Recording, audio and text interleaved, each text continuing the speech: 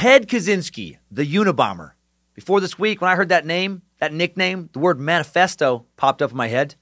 Picture that infamous police sketch of some creepy-ass mustachioed dude in a hoodie wearing some aviator sunglasses. I imagine a bearded, wild-eyed maniac living alone in a remote Montana cabin making and mailing bombs. And that was about all I knew. Know a whole bunch more now. I know the full story of a man who started off with so much potential, a literal genius with an IQ of 167 who studied at Harvard, started studying when he was only 16 years old, a guy who had a doctorate in mathematics by the age of 25. His doctoral thesis, written at the University of Michigan, is considered a mathematical work of art. Ted could have lived such a good life. He was a young, handsome professor at the age of 25, had a good childhood, supportive family, no abuse, lots of opportunity. He became the youngest assistant professor of mathematics in the history of the University of California, Berkeley, where he taught undergraduate courses in geometry and calculus.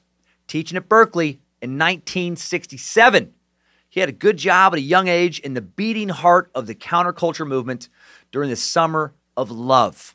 He could have lived so many people's ultimate fantasy. That was maybe the best year and place to be single and under 30 in all of human history.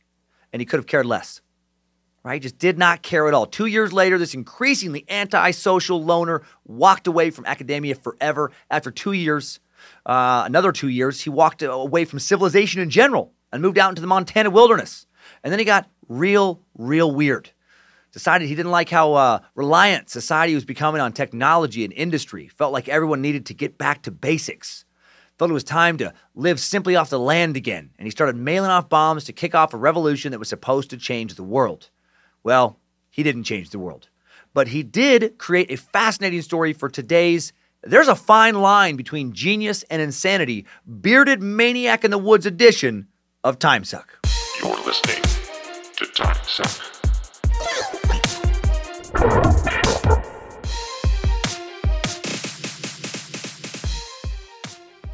Happy Monday, time suckers. Yeah.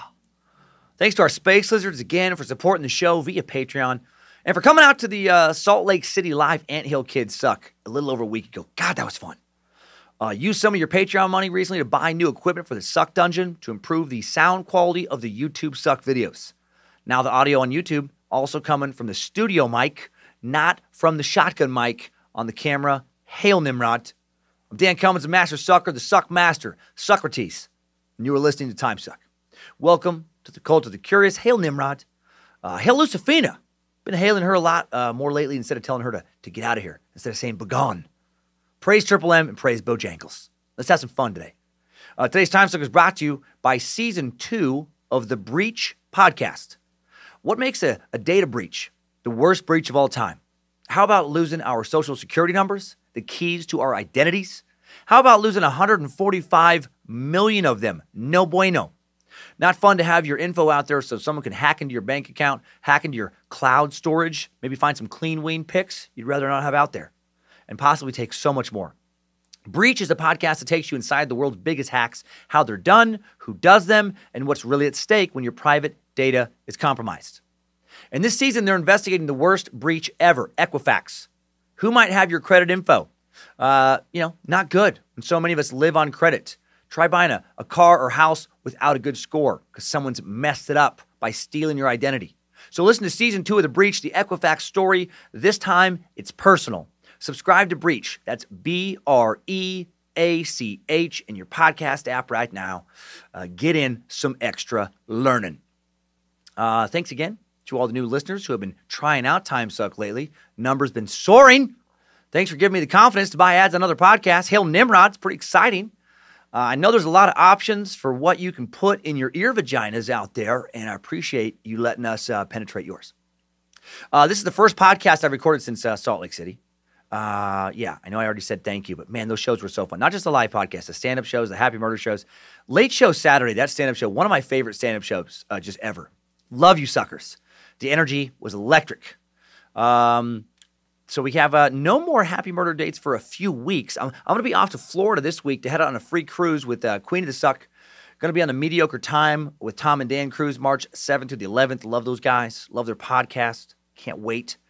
Next stand-up shows are also in Florida. I'll be at the Off the Hook Comedy Club in Naples, Florida, March 28th, first time there. And then the Miami Improv, first time in a long time. I think it is actually my first time in that particular club. And Saturday, March 30th.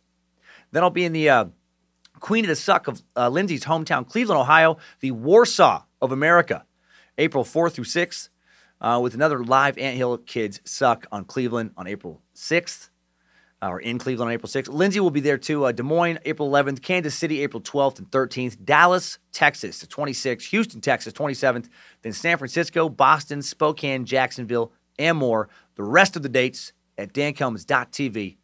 Now, let's blow this suck the fuck up. It's Unabomber time, meat sacks.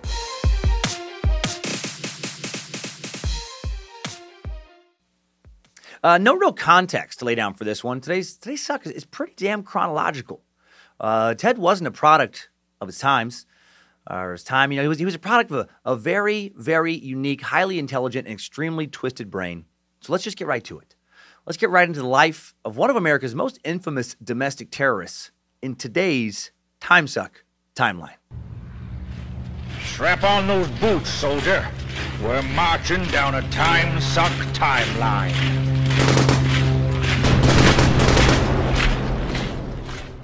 May 22nd, 1942. Theodore John Kaczynski was the first child born in Chicago to blue-collar, second-generation Polish Americans, Theodore Turk and Wanda Kaczynski. So, Polish people, Ugh. Of course they would give birth to a monster like Ted Kaczynski. Ted Bundy, John Wayne Gacy, Hitler, Kim Jong-un, Stalin, Pol Pot, Dahmer, Chikatilo, Ronald McDonald, Donald McDonald, Donald McRonald, Gremlins, the Joker, the Penguin, Dr. Doom, the one dude at the gas station who gives me the heebie-jeebies, 98% of sex offenders, all Polish. A recent study that I found in a place you don't even know about just proved that. It was conducted by some doctors you've never heard of and you can't find anywhere because Google won't allow the results to be found because Google is also Polish. Google's original name, Googleski. They dropped the ski to make it more palatable. I don't need to say I'm kidding, do I? I don't think so. I hope not. Kaczynski's parents were really second-generation Polish. That's true. Ted was initially a happy and healthy baby when he suffered a terrible outbreak of hives when he was 6 months old. It put him in the hospital for 8 months. It might have scrambled his noodle a little bit. Now I have something new to be afraid of. I didn't think it was possible for hives to put you in the hospital for anywhere near that long. I got hives once in college for 2 days. Allergic reaction to penicillin. My mom refuses to acknowledge that I'm in fact allergic to penicillin to this day. As if I wasn't told by an actual doctor, Mother, you get my zapples really angry, Mother. You're lucky you don't have a cat. Hard not to slip into Ed Kemper from time to time now. Anyway, hives, also known as oh my God, I hate some of these words. Urticaria. There we go. Hives is a little easier to say than urticaria. It's a swollen or outbreak of swollen, pale red bumps, also known as plaques or wheals on the skin that appear suddenly, either as the result of the body's reaction to certain allergens or for unknown reasons. Super sexy. Hives usually cause itching, but may also burn or sting. They can appear anywhere on the body, including the face, lips, tongue, throat, or ears. Hives vary in size from the size of a pencil eraser to the size of a dinner plate. Ugh. May join together to form larger areas known as plaques. They can last for hours, up to 1 day before fading. Hives can also be accompanied by swelling, which can kill you if swelling constricts your airway, for example. And usually you get hives from an allergic reaction to something like nuts, chocolate, fish, tomatoes, eggs, fresh berries, milk. Certain insect bites, medications can cause hives. But you can also get chronic urticaria, like baby Ted did, for who knows why. Nobody knows. It's very mysterious. It just happens sometimes. Chronic urticaria or hives lasting more than 6 weeks. Cause of this type of hives is usually very difficult to identify, and in fact, it's impossible to determine why they show up in many cases. So young Ted, stressful first 2 years on Earth, separated from his parents, left in a hospital bed to be alone much of the time. Not good for his brain when it came to social development. Not good for psychological health. Human babies are born, obviously, super dependent on their parents. Babies undergo huge brain development, growth, and neuron pruning during the first 2 years of life. And this brain development, as well as social, emotional, and cognitive development, depends a great deal on a loving bond or attachment relationship with a primary caregiver, usually a parent. There's increasing evidence from the fields of developmental psychology, neurobiology, animal epigenetic studies that neglect, parental inconsistency, and a lack of love can lead to long-term mental health problems, as well as to reduced overall potential and happiness. So hug your babies. Spend time with your babies. Don't put them in a little, baby carrier and just don't put baby in a corner. You heard Patrick Swayze, right? You watch Dirty Dancing. No one puts baby in a corner, okay? Don't do that. Some people do put babies in corners, and it doesn't help the babies. And then, this early hospital stay may have truly affected Ted's social and psychological developments in pretty negative ways. In extreme cases, severe emotional neglect from an infant's primary caregiver can lead to a condition known as failure to thrive. I remember studying about that years ago in college. It was so sad. Decelerated or even arrested physical growth. Height and weight measurements can fall below the 3rd or 5th percentile. Basically, like a plant no one waters, a child can stop growing if it's not given enough attention and love. Emotional neglect can lead to various attachment disorders, make it easier for someone to form, make it harder, for someone to form meaningful relationships when they're an adult later. Something Ted would for sure struggle with. Dude had basically no meaningful relationships once he got into his, mid-20s. And didn't have a lot before then. When Ted came home from the hospital in March of 1943, his mother would write, "Baby home from hospital and is healthy but quite unresponsive after his experience." Quite unresponsive. Interesting note. Later in his childhood, Ted was shown photographs of when he was an infant, being held down by doctors examining his hives. He would become overwhelmed, anxious, and disgruntled. Young Ted also exhibited heightened sympathy to caged animals, seemingly understanding the pain of forced captivity and isolation. Those hives left quite the mental scars on Ted. From grades 1 through 4, Kaczynski attended Sherman Elementary School in Chicago. He's a bit of a loner. Otherwise exhibited no obvious social problems outside of not really having any close friends at this time. He was super smart. On October 3rd, 1949, when Ted is 7, his younger brother David Kaczynski is born. Ted and David get along normally as children. Years later, though, David would end up playing a crucial role in Ted getting arrested after one of the longest and most expensive FBI manhunts in history. 1952, Ted's family of 4 moves to Evergreen Park. Evergreen Park, Illinois, a southern suburb of Chicago, initially settled primarily by Germans who, I don't know if you know this, God's second least favorite race behind Polish, according to most theological experts. On the list of who God hates most, the list that I've seen, Polish people number 1, German people number 2, and then for some reason, Eskimos are 3rd. I don't know why. I just pass along what Nimrod tells me to say. So hail Nimrod. No. After the move to a new school, Ted became notably more engaged, social, and happy. This was a nice little window in his life. For whatever reason, Ted just clicked with these new kids in his 5th grade class, found a nice little social group for himself where he had friends, felt respected.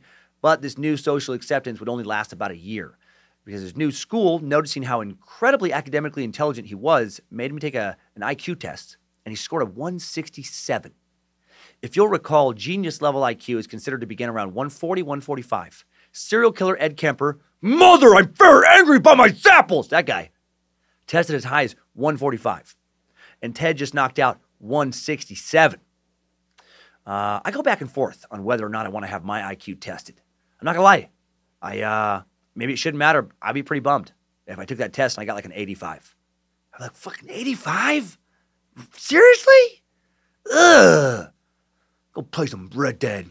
Make me feel good. Chess legend Bobby Fischer, also from Chicago, by the way, born in 1943, also alleged to have an IQ of 167.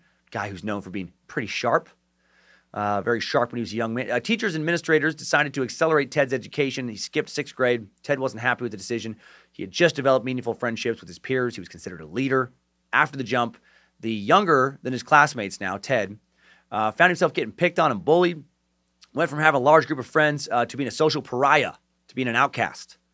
I actually worried about a similar situation with my son Kyler when he was younger. We've never had his IQ tested either, but he's incredibly academically gifted. I'm sure his IQ is quite a bit higher than mine.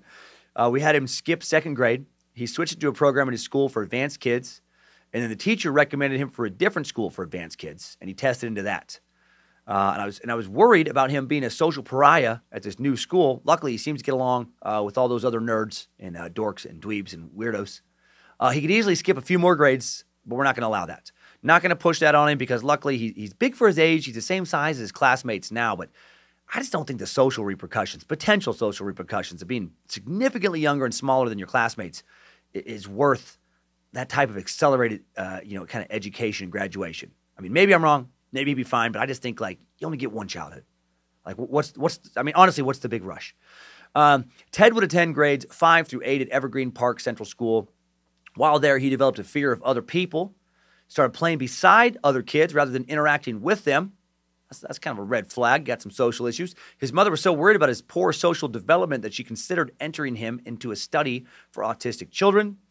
Too bad she wasn't able to do so. There is a lot of armchair kind of psychiatric speculation that Ted may indeed be on the autistic spectrum. Some think he has Asperger's syndrome, a developmental disorder characterized by significant difficulties in social interaction and nonverbal communication, along with restricted and repetitive patterns of behavior and interests. He's never been officially tested and diagnosed, though. In 1955, Ted entered Evergreen Park Community High School, where he excelled academically, of course. He joined a variety of groups, including the math, coin, German, and biology clubs. He also played the trombone in the school's band, as if he wasn't having enough social problems. Somehow, he was able to acquire a small group of friends who shared his interest in math and science and were able to overlook his interest in the trombone, an interest about as sexy and cool as the guitar, or maybe the accordion, an instrument not even close to as sexy as the air banjo. Ted even played the trombone in the marching band, as if being way smarter than everyone, younger and socially awkward, didn't already make it hard enough to meet a girl. Ted was considered quiet and shy outside of this small group of friends. He was also widely considered the most intelligent student in his high school, especially when it came to math. He became obsessed with mathematics, spending prolonged hours locked in his room practicing differential equations instead of socializing with his peers. He quickly far surpassed the mathematical abilities of his classmates, able to solve advanced Laplace transforms before his senior year. And what is a Laplace transform, you ask? Well, it is a series of exponentially increasing fractions that also operate as prime numbers that can be converted into integral algorithms and subverted and folded into theoretical chemical compounds that act as placeholders or placeholders for helium-infused particles that magnetically conduct subatomic acceleration if left in a vacuum or nightstand or hung from a keychain. And if you know more about math than me, you know that what I said was complete gibberish. I just strung together a lot of big words, and I don't know what some of them mean. A Laplace transform is an integral transform. It's not a transformer. That'd be fucking cooler. Named after its inventor, Pierre Simon Laplace, it takes a function of a real variable, t off in time, to a function of a complex variable, s, complex frequency. And if you have any fucking idea what that means whatsoever, you are much more educated than I am when it comes to math. That entire, the real definition was still gibberish to me. Made about as much sense as my nonsense definition.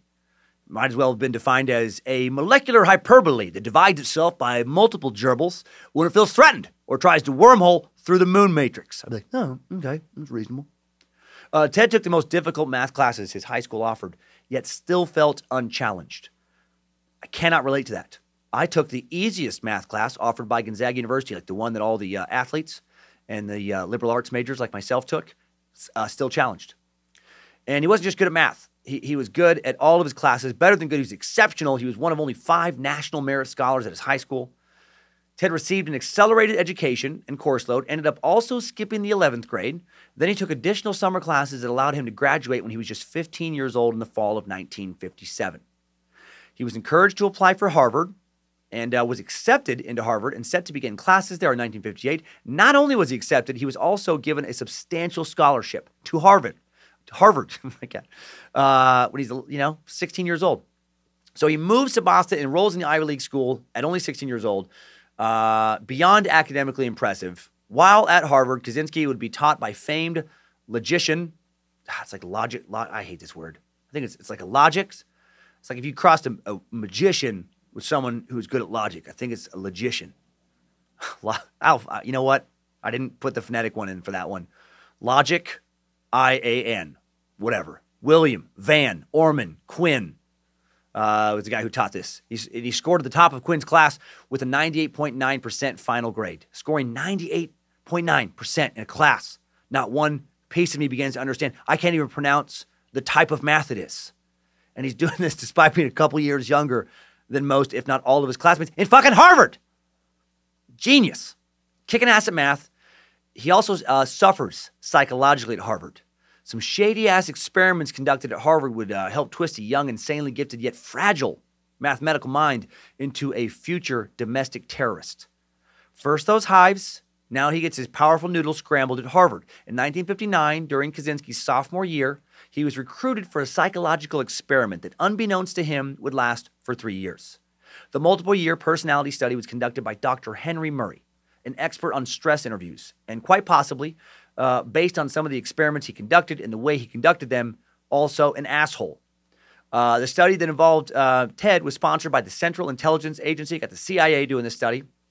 22 students participate, and they're told they would be just debating personal philosophy with a fellow student. Instead, they were subjected to a purposely brutalizing psychological experiment stress test, which was an extremely stressful, personal, and prolonged psychological attack. During the test, students were taken into a room, strapped into a chair, connected to electrodes that monitored their physiological reactions while facing bright lights in a two-way mirror.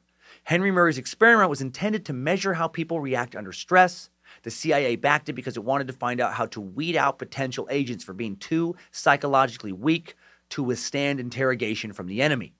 Each student had previously written an essay detailing their personal beliefs and aspirations, like their core values. These essays were turned over to an anonymous attorney who would enter the room and just belittle a strapped-down student based in part on the disclosures they had made. And then this was filmed, and then the students' expressions of impotent rage were then played back to them several times later in the study. Just some weird, like Clockwork Orange type shit going on at Harvard. Years later, Kaczynski's lawyers would attribute some of his emotional instability to his participation in this exact study.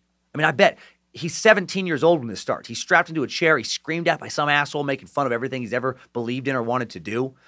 He then has his reactions to being bullied thrown back in his face. Pretty fucked up. And he was fucked with in this experiment off and on for 3 years, from 17 to 20. You know, when he's trying to figure out who he is and how he fits into the world. Over 3 years, Kaczynski logged over 200 hours of being psychologically abused in this study. And Kaczynski is claimed to have had the worst physiological reactions of anyone who participated.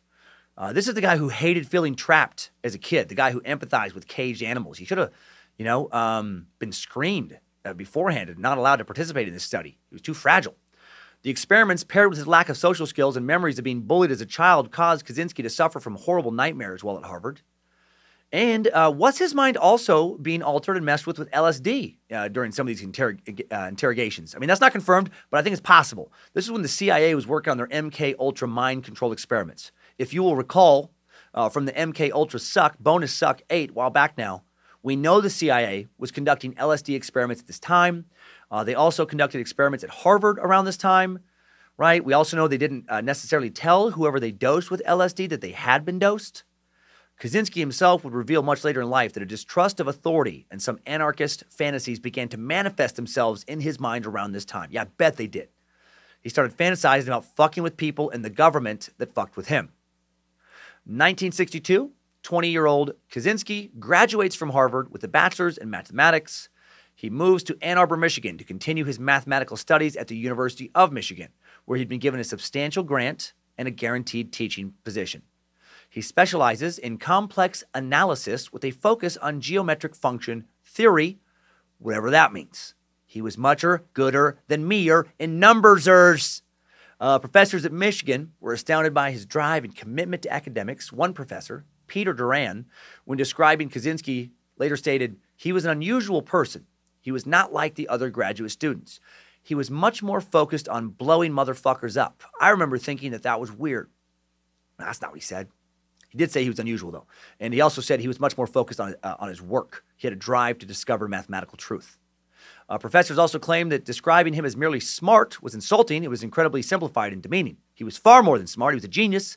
He was passionate about his studies, pursued his work to a higher goal than most, if not all, of his peers. While he was in Michigan, he also taught classes and worked on his PhD dissertation, which was highly praised. He won the University of Michigan's highly prestigious Sumner B. Myers Prize, awarded to the top mathematics dissertation each year. The dissertation was widely considered an absolute masterpiece, among the best written in the history of the University of Michigan.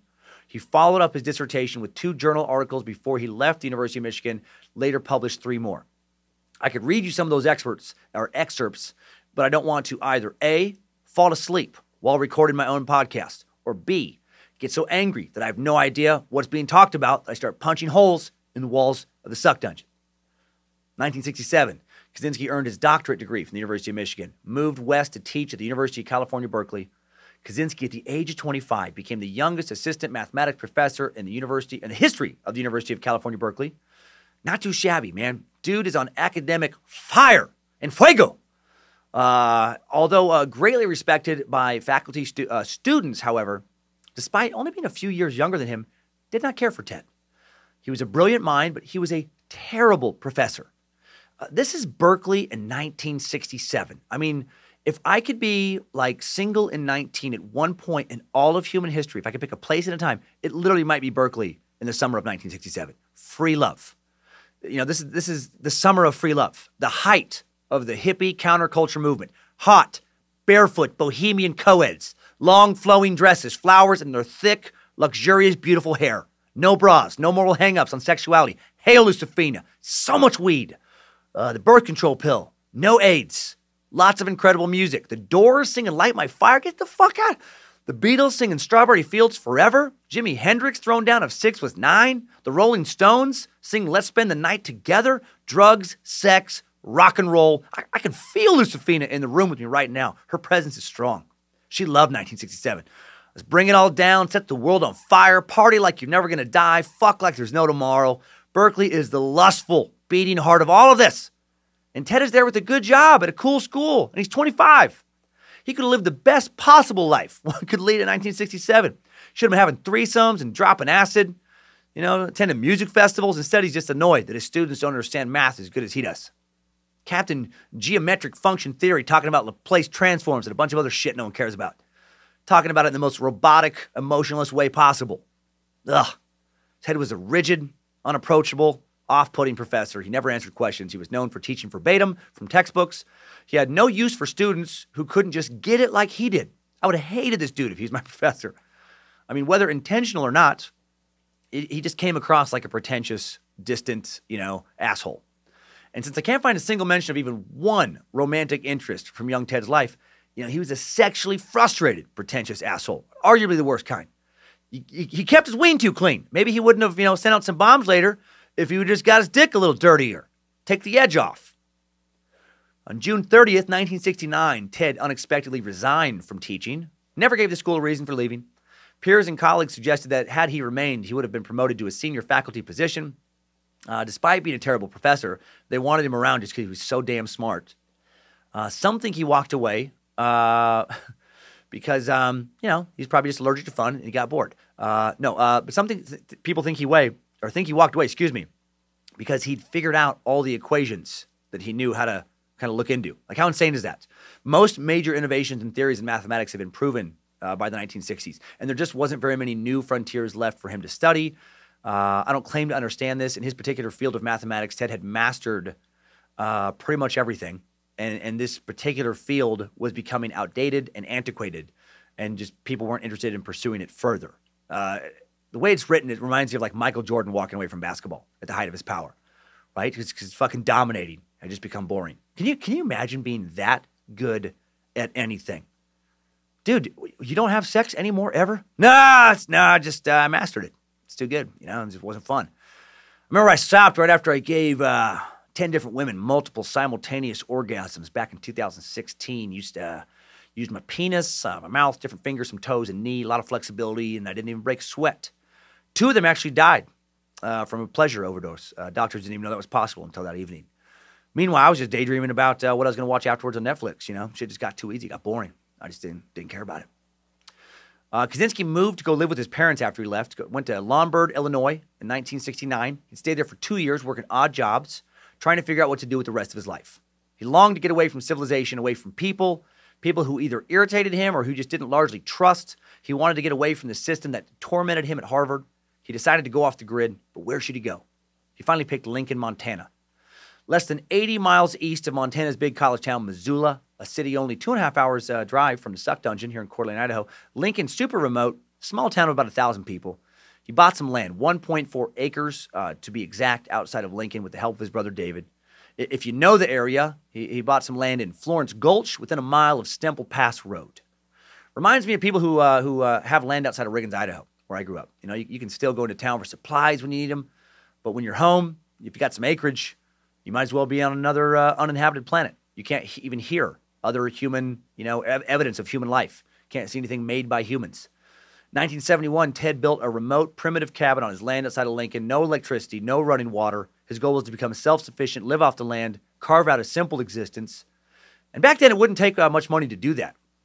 My dad worked as a logger in Riggins, Idaho, which really isn't that far from Lincoln. Maybe a 6-hour drive. Very similar culture, similar geography. I'm guessing very similar real estate prices. My dad said you could buy a plot of land back then, like in the early, mid-70s, a little city lot for less than $1,000 easy. Like, if that sounds crazy, the median value of a home sold in the United States in 1970 was $17,000. And that's factoring in Los Angeles and Manhattan prices. And that's factoring in a home, like a home built on the land. Raw land in bumfuck Montana, under $1,000 easy. And if you built some little cabin with no electricity, no running water, just drinking out of a creek, hoping not to get dysentery and hear McGill's pop, you could live for next to nothing. Especially if you grew your own food and hunted your own food like Ted did. Ted didn't care about TV or the movies or going out to eat. He rode a bike to the local library, reading classics in their original languages, like a weird, backwoods cabin genius does. Lived beyond frugally.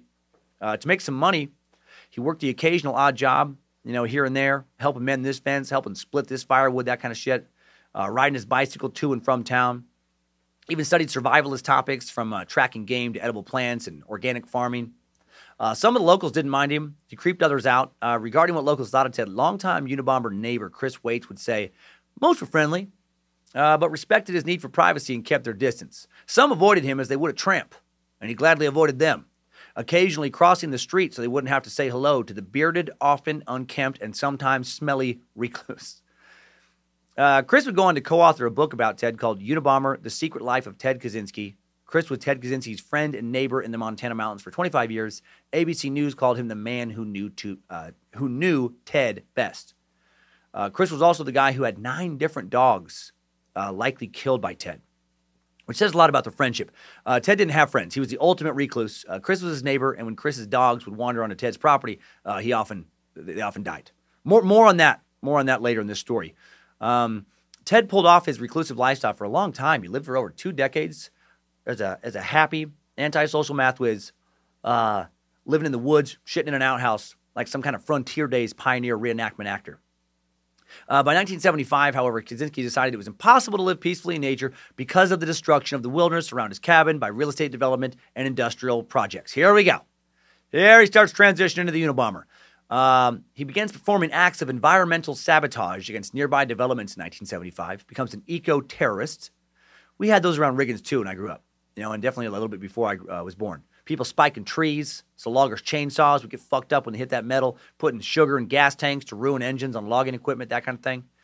Roaming on foot and on bicycle in a 25-mile radius from his cabin, Lincoln's environmental radical, according to several sources, booby-trapped motorcycle trails with wire strung between trees, sabotaged mining machinery with sand, burned logging equipment, poured sugar into snowmobile gas tanks, destroyed hunting and mining camps and vacation cabins with his axe. No bombs yet, but clearly just living by his own moral code that exists far outside the law at this point. It's clearly going a little off the rails.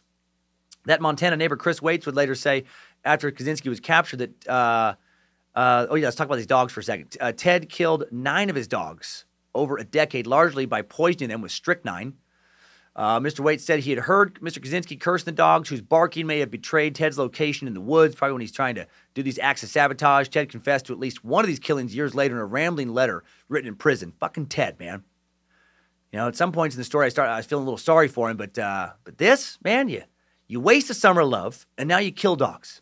Justifying their deaths, I'm sure, is part of your strange, misguided, and futile quest to keep technology from destroying nature. Now Bojangles hate your guts. Timesuck's resident one-eyed, three-legged pit bull, defender of freedom, wants to raise one of his legs. Piss on your crazy bearded mountain man face right now. After a few years of environmental sabotage, Ted decides to take things further. He decides to build bombs, target those who are considered adversarial to his objectives and goals to bring down what he called the techno-industrial system, which he believed to be enslaving the human race. And to really understand Ted's motivation for his acts of terrorism, we need to take a look at what he is most known for outside of bombs, and that's his manifesto. We're going to jump ahead real quick to the manifesto. In 1995, and then we'll come back to the timeline. The rest, we'll pick up where we left off at the time. And Ted would mail a 35,000-word manifesto he'd been working on for over a decade to several major U.S. media outlets, including the Washington Post and the New York Times, explaining why he was bombing people. The essay was titled Industrial Society and Its Future and was dubbed the Unabomber Manifesto by the FBI. He stated that if the manifesto was printed in its entirety, he would desist from terrorism. Originally, Bob Guccione of Penthouse volunteered to publish it, but Kaczynski replied that Penthouse was less respectable than the other publications. Instead, he would reserve the right to plant one and only one bomb intended to kill after the manuscript had been published, if it was published in Penthouse. Instead, the essay was published by both the New York Times and Washington Post on September 19th, 1995. I love that he did agree to stop if Penthouse published it, but only after one more bomb, because Penthouse is less than respectable. I do not want to denigrate Penthouse, and it does indeed have a national distribution, so I will stop bombing if they print it. I'm a man of my word, but I will stop bombing only after I send one more bomb. And the blood of that bomb is on Penthouse. The blood is on the publication distributing full penetration pornography, making it less respectable. Pornography that includes photos of penises being inserted into anal sphincters in glossy, airbrushed, well-lit detail that I personally think is a bit much. Penthouse, man. That's where I saw full penetration for the first time, in a Penthouse magazine that someone had placed in a grocery bag and left out in the woods outside of Riggins, Idaho. Not kidding. Old school bag in the woods porn. My friends Kyler and Chance, they found out about the bag somehow. I think their older brother John told them about it. I don't know who first put it in the woods. Maybe Saint Penthouse. Maybe the patron saint of full penetration. My mind was blown.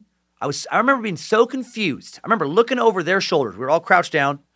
I remember looking over Kyler and Chance's shoulders, and I was just so confused by the sight of an erect penis in a woman's butt. I just recently seen a picture of a penis going into a vagina, and that hole, after some explaining, did make sense to me. But butt? Where your poop comes out? I didn't even know that was anatomically possible until that day. And instead of being disgusted, well, new fantasy was born. Hail Josefina. How many holes can a penis go into? But we're not talking about mean holes. We're talking about the Unabomber. Here is the beginning of his manifesto that at times made sense to me, which at times made me concerned about my own mental health. He starts off, the Industrial Revolution and its consequences have been a disaster for the human race. They have greatly increased the life expectancy of those of us who live in advanced countries, but they have destabilized society, have made life unfulfilling, have subjected human beings to indignities, have led to widespread psychological suffering, in the third world to physical suffering as well, and have inflicted severe damage on the natural world. The continued development of technology will worsen the situation. It will certainly subject human beings to greater indignities and inflict greater damage on the natural world. It will probably lead to greater social disruption and psychological suffering, and it may lead to increased physical suffering, even in quote-unquote advanced countries. For a genius, for a guy who spent a lot of time in the woods reading book after book, old Teddy K didn't seem to know much about real history, like medieval history, Roman history, ancient Mongolian history, virtually any kind of ancient history. Has the Industrial Revolution subjected human beings to greater indignities than medieval serfdom? Is that true? I don't think so. Are third world factories, third world factory workers, are they worse off than the Wallachian peasants were in the 15th century during the reign of Vlad the Impaler? I doubt it. And what about, to pick one of many examples, the medicinal advances of Western medicine that have accompanied the Industrial Revolution? Has that not improved life immensely? Are we not glad to no longer need to rely on plague doctors? I wonder if Ted would have written this manifesto if he would have suffered like some major health problems while living in his shitty backwoods cabin. You still going to be promoting that primitive life? Still going to think it's fantastic when you're dying of cancer?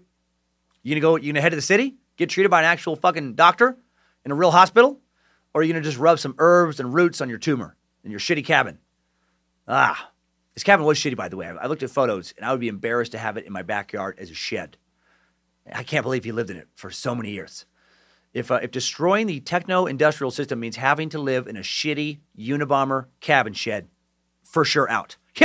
Yeah. No, thank you. Then Ted says, the industrial technological system may survive or it may break down.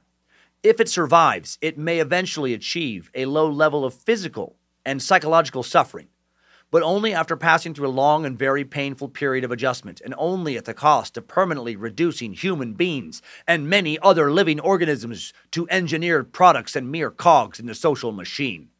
Furthermore, if the system survives, the consequences will be inevitable.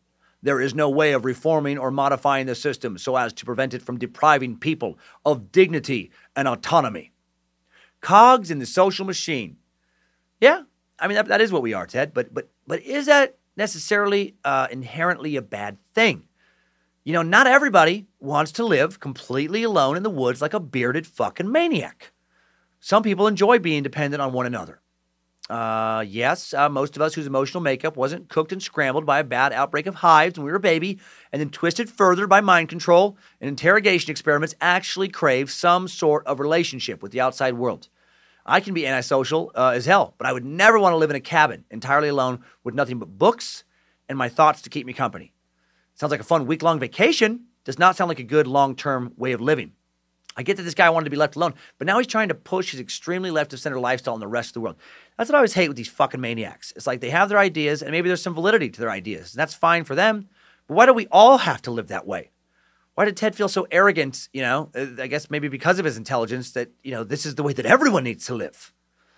You know why there weren't a lot of other people living in a remote handmade cabin around you, Ted? It's because they didn't want to. It's not because they couldn't figure it out. They would rather live, as hard as it may be to imagine, because Ted is still alive. If somehow he could hear this, which I doubt he listens to the podcast, but yeah, they would rather live in an apartment in a city, surrounded by people and choices of entertainment and food options and all that kind of, than live in some Unabomber Looney Tune cabin. A lot of people prefer that. People prefer the suburbs. Some people love the suburbs. Some people love their studio apartment in Soho. Fucking maniac, man. As smart as he was mathematically, moron when it came to understanding the diversity of human desires. Okay, I'm going to skip ahead now in his rambling manifesto and just pick a few more experts because it's so long. He says, we therefore advocate a revolution against the industrial system. This revolution may or may not make use of violence. It may be sudden or it may be a relatively gradual process spanning a few decades. I love his use of we here. We advocate. I think you mean me. Close, but not we. You're alone. No one's in that cabin with you. Not sure who you think is joining this revolution. Not sure what voices the voices in your head are talking to you about right now. He says, this is not to be a political revolution. Its object will be to overthrow not governments, but the economic and technological basis of the present society. Yeah, good luck with that. I actually think it would be easier to overthrow the government than it would, than it would be to get people to overthrow their dependence on technology, right? Like some anarchist might be like, no, you're gonna overthrow the government? Okay, hell yeah. Man, whatever. Fucking Rage Against the Machine, all that shit. Let's do it. Bunch of crooked politicians in bed with Big Pharma, corporate America. Let's shake shit up. Yeah, let's do this. Wait, what? I'm sorry? What did you say? You want me to toss away my iPhone? You want me to throw away my MacBook? I watch Netflix on that. You want to take my PS4? I can't play Red Dead Redemption? My F-150, I don't even get to drive a truck? Motherfucker, I just bought new fuel rims. Just had a leveling kit put in. I just paid ahead of my Sirius XM subscription. No, I'm out. Hey, motherfucker, I'll cut your hands off if you try to take my 4K flat screen. All right, get out of here, Ted. Thought you were cool for a second, psycho. Yeah, no one's getting rid of technology. Sorry, Ted, it is beyond here to stay. Later, Ted writes, in modern industrial society, only minimal effort is necessary to satisfy one's physical needs. It is enough to go through a training program to acquire some petty technical skill, then come to work on time and exert the very modest effort needed to hold a job. The only requirements are a moderate amount of intelligence and, most of all, simple, all caps, obedience. If one has those, society takes care of one from cradle to grave. Obedience! Ted does not like obedience. He does not like feeling that he has to be obedient to the man or anybody. Of course he doesn't. Right? He was strapped to a chair, psychologically tortured in college. You know? And then he continues to ramble on and on and on in his manifesto, David Icke style, talking about leftists a lot. Leftism is a totalitarian force. Leftists hate America. They hate everything successful. They hate white men. Then he attacks conservatives. He thinks conservatives are fools who ignore the influence of technology in accomplishing leftist goals. Says that technology has separated man from nature, etc. A lot A lot of rambling thoughts go on and on and on. And honestly, he does make some good points throughout his ramblings. Many of us probably are too disconnected from nature. The extreme left is intolerant towards ideas and values that are not their own. So is the extreme right. But Ted never offers, in all 35,000 words, what it would take to, resolve everything. He never offers a solution. How are we supposed to get rid of technology and live happily? How exactly does that happen? How will it make life better? He doesn't know. He just hates being controlled, hates being obedient. Clearly pushed back from that study. He wants to be left alone. He's happy in nature. He thinks a natural life like kids would be better for everybody. And how does one accomplish that? How does one, create this life for everybody? By launching a violent revolution against technology. This seems to be the basic motivation for his actions throughout the rest of this timeline. And before we jump back into this timeline, a quick word from one of today's sponsors. Today's Timesuck is brought to you by Mr. Chuck's Funeral Funhouse. No one knows how to put the fun in funeral like the fine folks at Mr. Chuck's Funeral Funhouse. They offer a variety of entertainment packages that can turn a grave dig into a shindig. You can purchase the basic package. The basic package includes a casket with some built-in hydraulics that literally raise your guest of honor up from the dead. A trained operator will stand up your strapped-in loved one, have them tear up the dance floor in death like they never could in life. Each casket also comes with subwoofers, a disco ball, and built-in laser light show. Or you can purchase the premium package. The premium package includes everything from the basic package, plus a firework live cremation service where you can watch your loved one get turned into a human sparkler. You can watch commercial-grade fireworks sewn in beforehand by a Mr. Chuck certified mortician/explosive expert shoot out into the sky. The guest of honor gets burned into an urn as the show winds down. Convenient. And Mr. Chuck is offering Timesuckers 50% off their deluxe catapult package. A giant catapult will be brought to the funeral location of your choice by the fine folks at Mr. Chuck's Funeral Funhouse. You can launch your loved one through the air, let them soar like never before, and win cash and prizes while you do so. Why grieve when you can heave? If the body makes it at least 50 feet through the air, $10 worth of Mama Ridgway's Clean Wean soap for everyone. At least 100 feet, 1 year subscription to Pootie and Juju. Put it in your lunchbox, Shirley. Launch him, Pootie. Aim him, Pootie. Fire him, Pootie. At least 150 feet, free 2-year enrollment to Chikatilo Wrestling Academy. And if you can hit a burning funeral pyre 200 feet out, everyone wins a new car. Yeah. Load the Kevin. Aim the Kevin. Fire the Kevin. So send your loved ones out in style. Hire Mr. Chuck's Funeral Funhouse. Let them know you care by launching those motherfuckers through the air. Every deluxe catapult package comes with 2 practice cadavers stolen from local nursing homes. You can only have 2 practice attempts. After that, you have to launch the body at the funeral only one time. No extra practice shots are allowed. And that, of course, is not today's sponsor. But it'd be fun if it was. Where's that parallel dimension? Today's Timesuck is brought to you by OZY Confidential. What does punk rock have to do with steroid abuse? How does a soap company save a suicide? OZY Confidential, the newest podcast from OZY, tells all. Host Eugene S. Robinson, journalist, actor, stuntman, frontman, creator of Sex with Eugene, True Stories, and Eugenius, is now all up in your ear holes with interviews from the underground. Ungoogleable, untold, undiscovered until now. Part rantorific crosstalk from the edge, part no-holds-barred delving into the dark stuff that's often left unsaid. Complete with a soundtrack to die for, OZY Confidential is a podcast for people, personalities, and weirdly wild notions about what we reveal and what we most want to conceal. Episodes can be 20 minutes. They can be 2 hours long. You never know. Whatever is best for that episode. On OZY Confidential, the form fits the function, so listen up for OZY Confidential, available everywhere audio lives. And if you just can't wait, listen a day early, only on Himalaya. You can download the Himalaya Podcast app. This is the podcast your mother warned you about, only from OZY. Live curiously. Now let's get back to 1978. The year Ted escalates from saboteur to terrorist. Load the Ted! Aim the Ted! Fire the Ted! In the spring of 1978, Ted heads back home to visit his family, also drops off his first bomb. I feel like the bomb part is the primary motivation for this visit. He doesn't feel like his acts of local Montana environmental eco-terrorism are enough. right? He's got to attack the sources of technology and industry. His first bomb targets Buckley Christ, a mechanical engineering professor at Northwestern University. Someone teaching young minds to do the most horrible, disgusting, vile things imaginable. Stuff like how to build medical devices and useful industrial products. Ugh. On May 25th, 1978, Kaczynski drops a package off containing his homemade bomb in a parking lot at the University of Chicago. Someone found the package, delivered it to Christ on the 26th. Christ noticed the package was marked return to sender, as if he had sent this package out. Got a little suspicious. Not sure why Ted labeled it that way. Like Chris would send a bomb to himself. So, he knew he didn't send this package in the first place. Suspicious. Calls campus security. Security officer Terry Marker opens the box. When he does, the bomb explodes. Luckily, not a very big explosion, left him with only a minor wound on his left hand. The primary component of this first bomb was a length of metal pipe, a length of metal pipe about 1 inch in diameter, about 9 inches long, containing smokeless explosive powder, contained in a box. The box and the plug sealing the pipe's ends were handcrafted from wood. Most pipe bombs use threaded metal ends. The wooden ends lacked the strength for significant pressure to build up within the pipe, which is what greatly weakened the blast.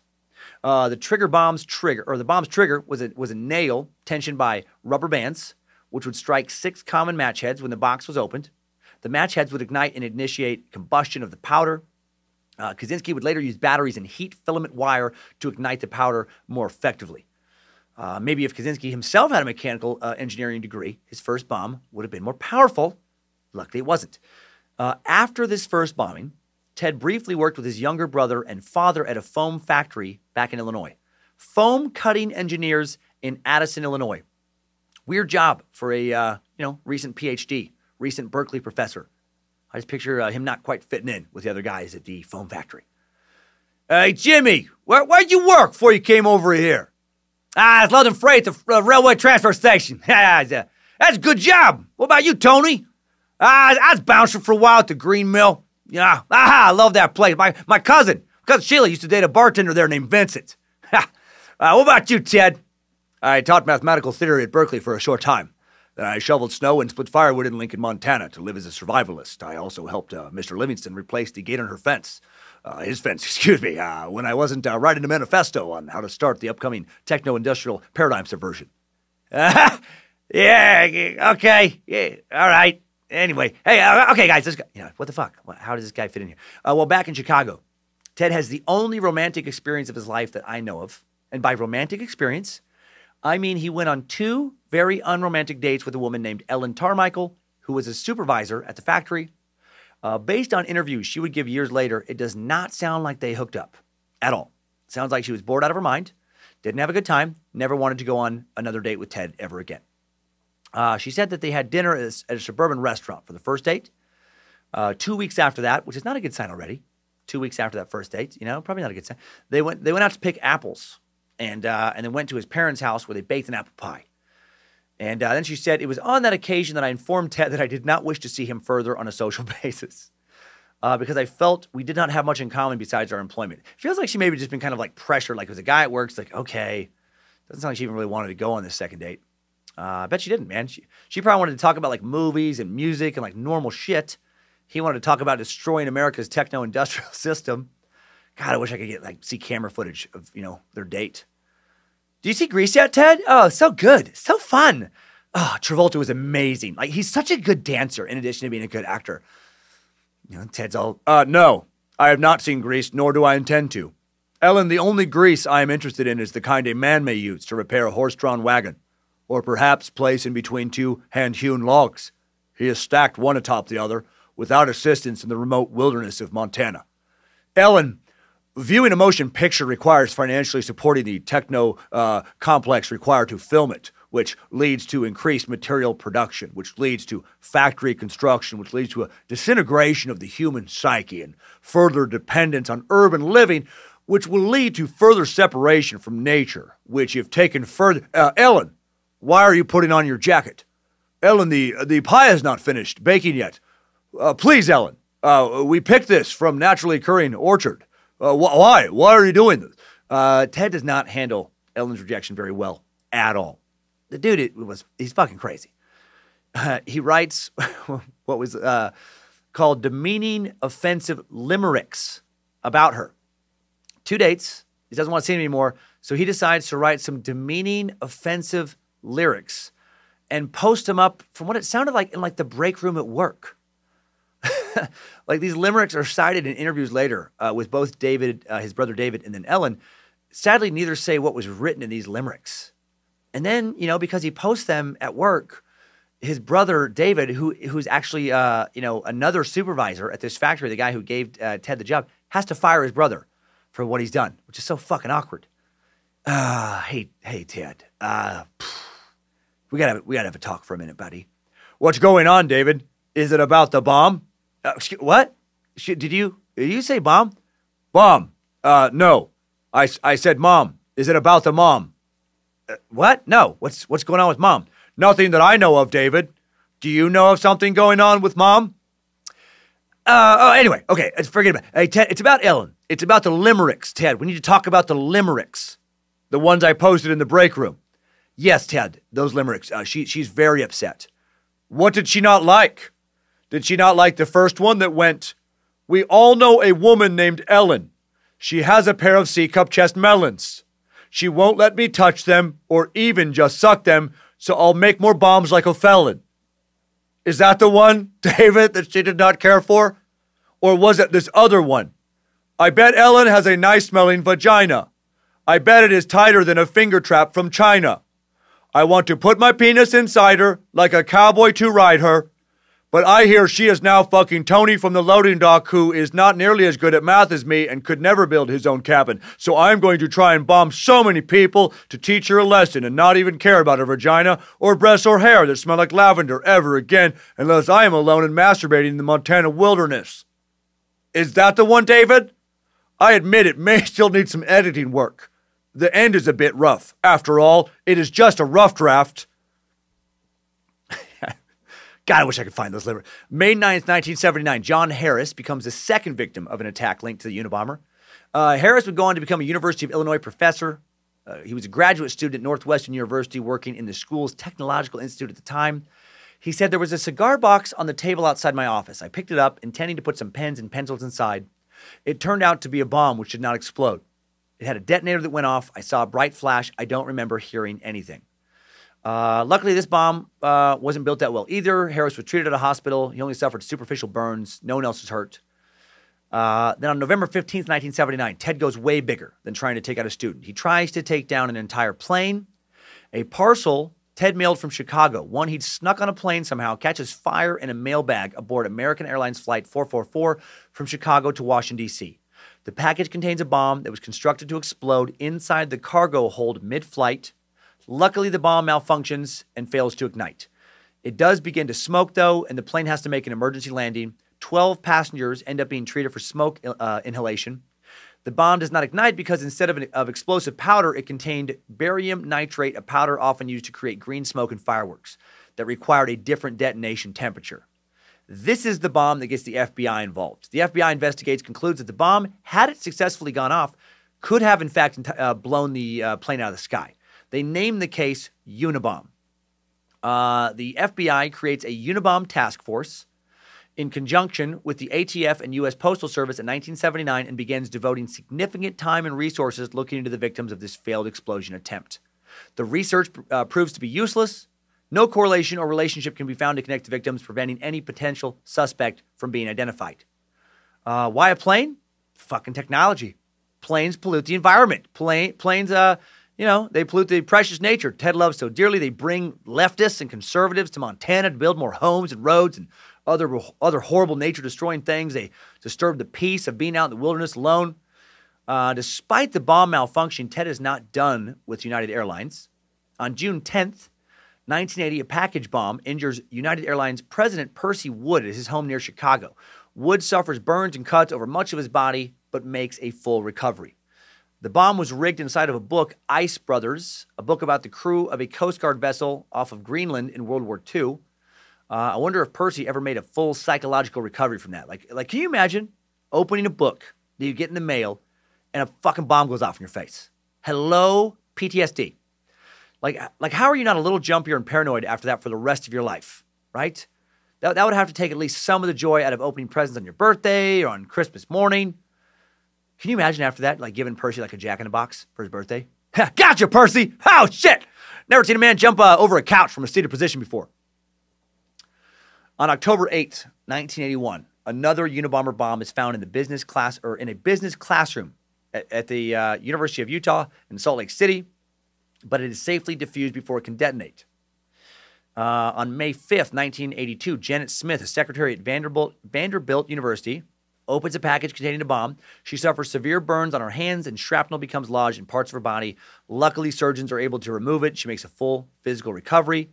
The FBI still doesn't have a clue who's doing this. Less than a month later, on June 2nd, 1982, Diogenes Angelakos, an engineering professor at the University of California, Berkeley, Kaczynski's old employer, suffers severe burns and has shrapnel lodged in his hands and face. He will also make a full recovery, minus the physical and psychological scars. That one had to have been personal. In 1983, Ted, if he wasn't already fully committed to his insane revolution, becomes so now. Someone started building a road through one of his favorite hiking spots back near his Montana cabin. The world he left behind is now headed back towards him. He didn't move to a cabin, where he had to read by candlelight to hear some goddamn car rumble by. He came there to be left alone and try and grow a beard big enough to have its own ecosystem. A beard where a few families of birds, several chipmunks, some squirrels, some moths and ants, maybe a small deer and shit could coexist together in harmony and peace. A beard where a smaller mountain man could find some land inside of it and build his own cabin. And then that little mountain man could grow his own beard that would fit an even tinier mountain man to build his cabin. He moved to Montana so he could create a strange, surreal Russian doll bearded mountain man situation. He moved there so he could walk around naked in the woods and beat off any boners, wherever he felt like, so if they interrupted his hike or thoughts of equations. No, but Ted was hiking to his favorite quiet spot. Then he saw a new road that had been carved. He described this moment later saying, it's kind of rolling country, not flat. And when you get to the edge of it, you find these ravines that cut very steeply into cliff-like drop-offs. And there was even a waterfall there. It was about a 2 days hike from my cabin. That was the best spot until the summer of 1983. That summer, there were too many people around my cabin. So I decided I needed some peace. I went back to the plateau, and when I got there, I found that they had put a road right through the middle of it. You just can't imagine how upset I was. It was from that point on I decided that rather than trying to acquire further wilderness skills, I would work on getting back at the system. Revenge. This is when he really starts to begin work on his manifesto, like properly. Right? He's already been doing shit clearly, but now his ideas really starting to crystallize. He really wanted to kick this revolution off. When describing his new objectives later, he stated, as I see it, I don't think there is any controlled or planned way in which we can dismantle the industrial system. I think the only way we will rid of it is if it breaks down and collapses. The big problem is that people don't believe a revolution is possible, and it is not possible precisely because they do not believe it is possible. To a large extent, I think the eco-anarchist movement is accomplishing a great deal, but I think they could do it better. The real revolutionaries could separate themselves from the reformers. And I think that it would be good if a conscious effort was being made to get as many people as possible introduced to the wilderness. In a general way, I think what has to be done is not to try and convince or persuade the majority of people that we are right, as much as try to increase tensions in society to the point where things start to break down, to create a situation where people get uncomfortable enough that they're going to rebel. So the question is how to increase those tensions. Bombs, motherfucker! That's clearly the subtext. That's why, he wanted to start bombing stuff. Wanted to get that tension going. Just, disrupt society, cause things to melt down. I do find it interesting that he's been having these thoughts, for years now, and he finally just puts it together in 83. He's furious with academia, furious with industrialists. May 15th, 1985, the first permanent injuries suffered by one of Kaczynski's victims occur when John Hauser, a graduate student at the University of California, Berkeley, loses all 4 fingers on one of his hands, sustains a severed artery in his right arm, and suffers permanent partial vision loss in both of his eyes. Yeah, good job, Ted. Way to fuck up a talented Berkeley grad student. You really did something great for the environment there. John had dreamed, by the way, of being an Air Force fighter pilot and possibly working one day as an astronaut. Ted, he ruined those dreams. His bomb blew those dreams just to shit. Luckily, Hauser was able to create a new dream for himself, new life for himself. He'd go on to become an accomplished researcher and professor of electrical engineering at the University of Colorado. But in interviews said that, he still gets, obviously, very angry about Ted Kaczynski when he looks at his hand and he thinks about, his the dreams he once had when he hears a plane fly overhead and thinks about, like, how he used to want to be up there doing that. On June 13th, a package bomb is discovered and disarmed at Boeing in Auburn, Washington. November 15th, 1985, psychology professor James McConnell, his assistant Nicholas Sweeney are injured by a bomb addressed to McConnell at Ted's alma mater, the University of Michigan. Professor McConnell seems to have embodied everything Ted detested. He was rich, flamboyant, irreverent, controversial. His success came from behavior modification, research and theories, and we know how Ted feels about, behavior modification research. McConnell believed that people could be molded simply by deciding what they should be and then manipulating their behavior. Obedience! McConnell is helping the techno-industrial system create obedient little worker bees. You must pay the price. McConnell's work originated from research with flatworms. This is so weird. After training some half-inch long worms to navigate a simple maze, McConnell then ground up the trained worms, fed them to untrained worms, finding that they were then able to negotiate the maze better than a control group. I know that sounds like one of my lies, but apparently he really did this. No part of me understands it. I didn't know that A, worms could eat other worms, and B, worms could get smarter by eating other worms. And now, a little part of me worries that maybe we have a race of worm people living underground. Maybe they've been getting smarter for centuries, just eating people's brains in cemeteries. I'm pretty sure that's impossible, but might not be a bad idea to keep your eye out for smart worm people, especially if you live near a cemetery where a lot of smart people have been buried. Like, I don't feel like people living in my hometown of Riggins have as much to worry about as people living in like a college town, right? Probably a little bit lower quality worm people. You get back in the dirt, cooter worm dummy. Get back in the dirt, worm cretin. You get back in your wormhole, you damn hillbilly worm fella. Yeah. McConnell was outspoken, popular. He was teaching at Kaczynski's old school. No evidence that he and Kaczynski ever crossed paths, but Ted would have known about him. 1964, McConnell was featured in a Saturday Evening Post article about his work, suggested that someday humans might be able to learn the piano by taking a pill, or to take calculus by injection. 2 months later, McConnell even took his celebrated flatworms on the Steve Allen Show. And then more fame and fortune came in the 1970s with publication of McConnell's popular textbook, Understanding Human Behavior, sold over 1 million copies, used on more than 700 campuses. A 1982 People magazine article pointed out that McConnell's royalties of $250,000 a year provided him with a $40,000 Mercedes, 1,000-bottle wine cellar, and a new $1 million house. And then the Unabomber's package arrived at that house just outside Ann Arbor on November 15th, 1985. Taped to the top was a one-page letter with a Salt Lake City postmark. Said, "I'd like you to read this book. Everybody in your position should read this book." McConnell asked his assistant, Nicholas Sweeney, to open it, and when Sweeney started wrestling with it on the kitchen counter, it exploded. The blast blew a 6-inch hole in the kitchen counter, and Sweeney suffered shrapnel wounds and powder burns on his arms and legs. McConnell suffered a slight hearing loss, but the bombing shook him deeply psychologically, as he pointed out later in a letter provided by a friend and co-author, Daniel Gorenflow. McConnell, who died in 1990, wrote, "I just wandered around the house, scarred, angry, and frustrated." The FBI continues to search in vain for the Unabomber. On December 11th, 1985, the Unabomber kills for the first time. One of his bombs takes the life of Hugh Scruton in a parking lot near his Sacramento computer store. A bomb that looked like a piece of debris killed him when he picked it up outside the back door of his Sacramento computer rental store. It was a crude device filled with tiny pieces of nails to maximize its damage. Scruton had Berkeley connections. He was a summer math student in 1967. Summer loved, the year Kaczynski started teaching there. Here's how the government sentencing memorandum for Ted's later federal trial would describe Hugh. Friends recall Hugh as a man who embraced life, a gentleman with a sense of humor who had traveled around the world, climbed mountains, and studied languages.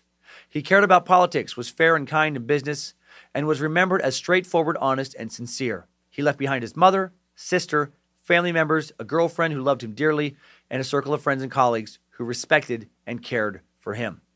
And here's how Ted would describe Hugh's death when he wrote about it in his Montana fucking maniac shed. Experiment 97, December 11th, 1985.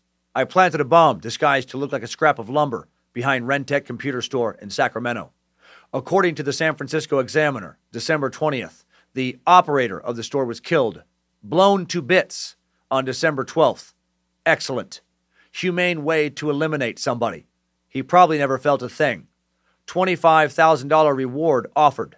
Rather flattering. Man, just no remorse All part of Ted's crazy plan to bring down the techno-industrial system. And Hugh's death, not painless, by the way. The first person to arrive at the scene of the explosion said they heard Hugh cry out to them, "Oh my God, help me." So he did suffer. February 20th, 1987, a bomb injures Gary Wright near his Salt Lake City computer shop.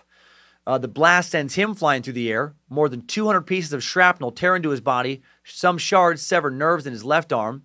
Same kind of bomb Ted used on Hugh Scruton, disguised as a piece of wood someone left in the parking lot. Wright would survive, and at least as recent as 2008, he was still living in Utah, working as a technical sales engineer in the biopharmaceutical and medical device industries. He also went on to become close friends with Ted's brother David after Ted was caught. The two meet up a few times a year, and David now considers Gary more of a brother than Ted. I wonder how Ted feels about that as he sits in prison. Can you imagine? You try to kill somebody, they survive, you go to prison, and then your family befriends that person and chooses their friendship over your the relationship with you. It's got to sting. And of course, Ted deserves all of that and more for what he did. Just kind of unusual. The attack on Gary also led to the now infamous Unabomber sketch. That's that sketch, the dude with the little mustache. He's got his aviator sunglasses, hooded sweatshirt. A woman reported seeing a man dressed like that in the parking lot outside of Wright's computer store moments before the bomb exploded. Unfortunately, the famous sketch would never lead the FBI and the Unabomber task force, that FBI collaboration with the ATF and U.S. Postal Service, any closer to catching Ted. And then the bombing stopped for over 6 years. Ted's never given a good reason why. It seems like he mostly just focused on killing his neighbor Chris Waite's dogs during this period. Remember, we talked about that. We mentioned it twice now already. But here's a little more detail. Chris said that one day in July of 1987, when he arrived home from working in the woods, and remember, this is that next-door neighbor, his wife Betty told him the dogs had crossed the gulch toward Ted's property, then came home, this is so bizarre, covered in human shit. Human shit was smeared into their coats, smeared more deeply than if the animals had just rolled around in some shit they found. Ted never confessed to doing this, but when you hear the rest of these dog tales, it becomes pretty safe to assume he did it. 1988, Chris and Betty take a short trip to Helena, Montana to do some shopping. When they get back home, they find one of their 2-year-old Malamutes lying in the yard paralyzed. The dog soon died. The vet determined he'd been a victim of poisoning. Later in 1988, Chris and Betty bought a breeding pair of Shar-Peis, and the first litter of puppies arrived the following summer. The dogs are well aware of Ted's habits and places nearby he frequented, especially some trail above an old miner's ditch where Ted would cross into the gulch. Chris said it wasn't long before the dogs had worn a trail resembling a cow path on the hillside just from running back and forth between their house and the old ditch and then along the ditch sniffing for Ted. Chris wrote that he felt kind of bad that the dogs would interrupt Ted's solitude, but, what are you going to do? If Ted really wanted to keep these dogs out, he should have built a fucking fence. Build a privacy fence. You're a smart guy, right? You know how to make a bomb. You probably know how to make a fucking fence. The dogs Chris had at the house, they were there to protect Betty when he wasn't home and also protect their home from being vandalized or robbed because that had happened to many of their neighbors. And in the late 80s, the Waits family dogs continued to be targets of mean-spirited acts. Quite often, one or more of them would limp home with cuts or deep bruises. Bojangles just told me that the Unabomber jumped to the top 3 on his list of most despicable subjects. The next 2 dogs to meet their demise were both Shar-Peis. Ted poisoned them both. Then Ted shot their Malamute. And this is all speculation, but again, I really think he did this. Because then during the early 90s, they lose 4 more dogs, all poisoned. Why do I think Ted did this? Because after he finally got arrested in 1996, the attack stopped completely. To me, maybe more than anything else, this proves that the Unabomber was not some kind of revolutionary. He was just a hateful, antisocial fucking asshole. Right? He's such a hateful piece of shit. He doesn't have anybody around him bothering him, but some dogs bark, and then he has to kill them. Gee, boo-hoo, Ted. The people at Harvard were so mean to you, you fucking crybaby. You should have hated yourself for being too goddamn weak to stand up for yourself and opt out of that experiment. You fucking baby. But you didn't. You could have quit. You were never a revolutionary. You were just the dumbest fucking genius ever. You could crack math equations, but you couldn't crack forming and maintaining normal human relationships. And instead of taking responsibility for that, instead of realizing the problem was you, not everybody else, you just sat around in your little cabin and you got bitter, just stewing in your angry thoughts. And instead of trying to fix yourself, you just lash out at everybody else. That's always convenient. It's always easy. You even lowered yourself to lash out at their pets. Man, I hope prison life is just making you miserable. I hope the guards are fucking with you like those people at Harvard did. You deserve it. And I know how much you hate to be obedient. You hate being caged. Well, now you have to be obedient. You have to be in a cage. It's poetic. On June 22nd, 1993, the Unabomber strikes again, injures Charles Epstein, the University of California at San Francisco geneticist. Ted hated geneticists. He would later warn in his manifesto about advances to genetics, which he argued would lead to genetic engineering that would be used to take away people's free will. Kaczynski believed that eugenics would lead to a society where people are manufactured and, like cars, are built based on the wants and needs of society. He felt his focus on genetics would result in the essence of humans dying. Dr. Epstein opened a padded brown envelope that had come in the mail. The envelope exploded, destroying 3 of his fingers, breaking his arm, burning his hand, face, and abdomen.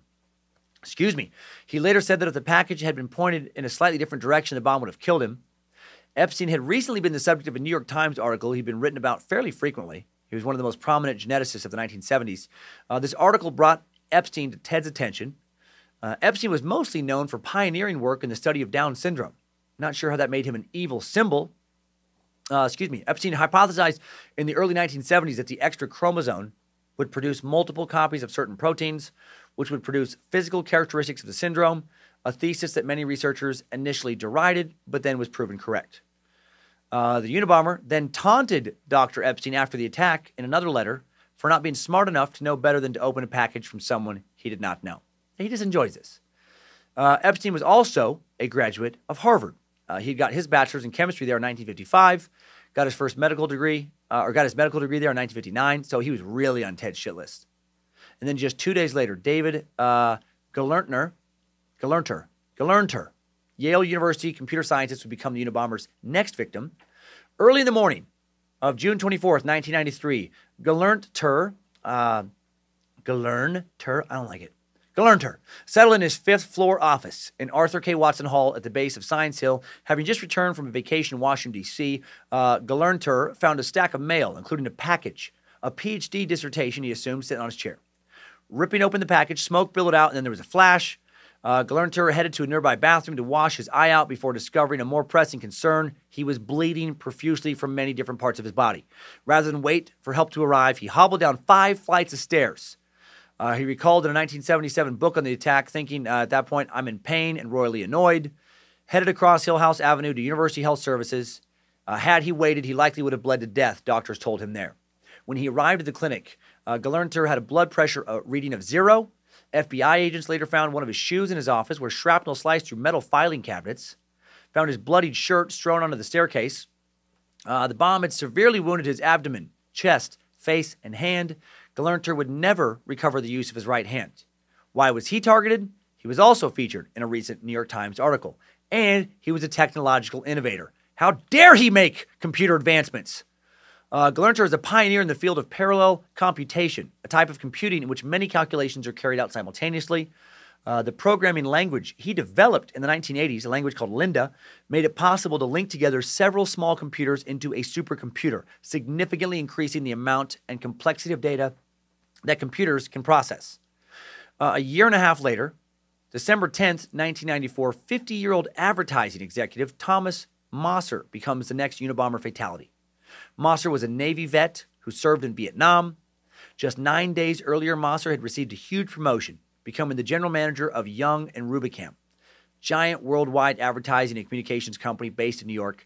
Clients include Philip Morris, the second largest advertiser in the nation at the time. He lived in a hilly cul-de-sac in North Caldwell, New Jersey, with his wife, Susan, his daughters, Kim, 13, and Kelly, 15 months.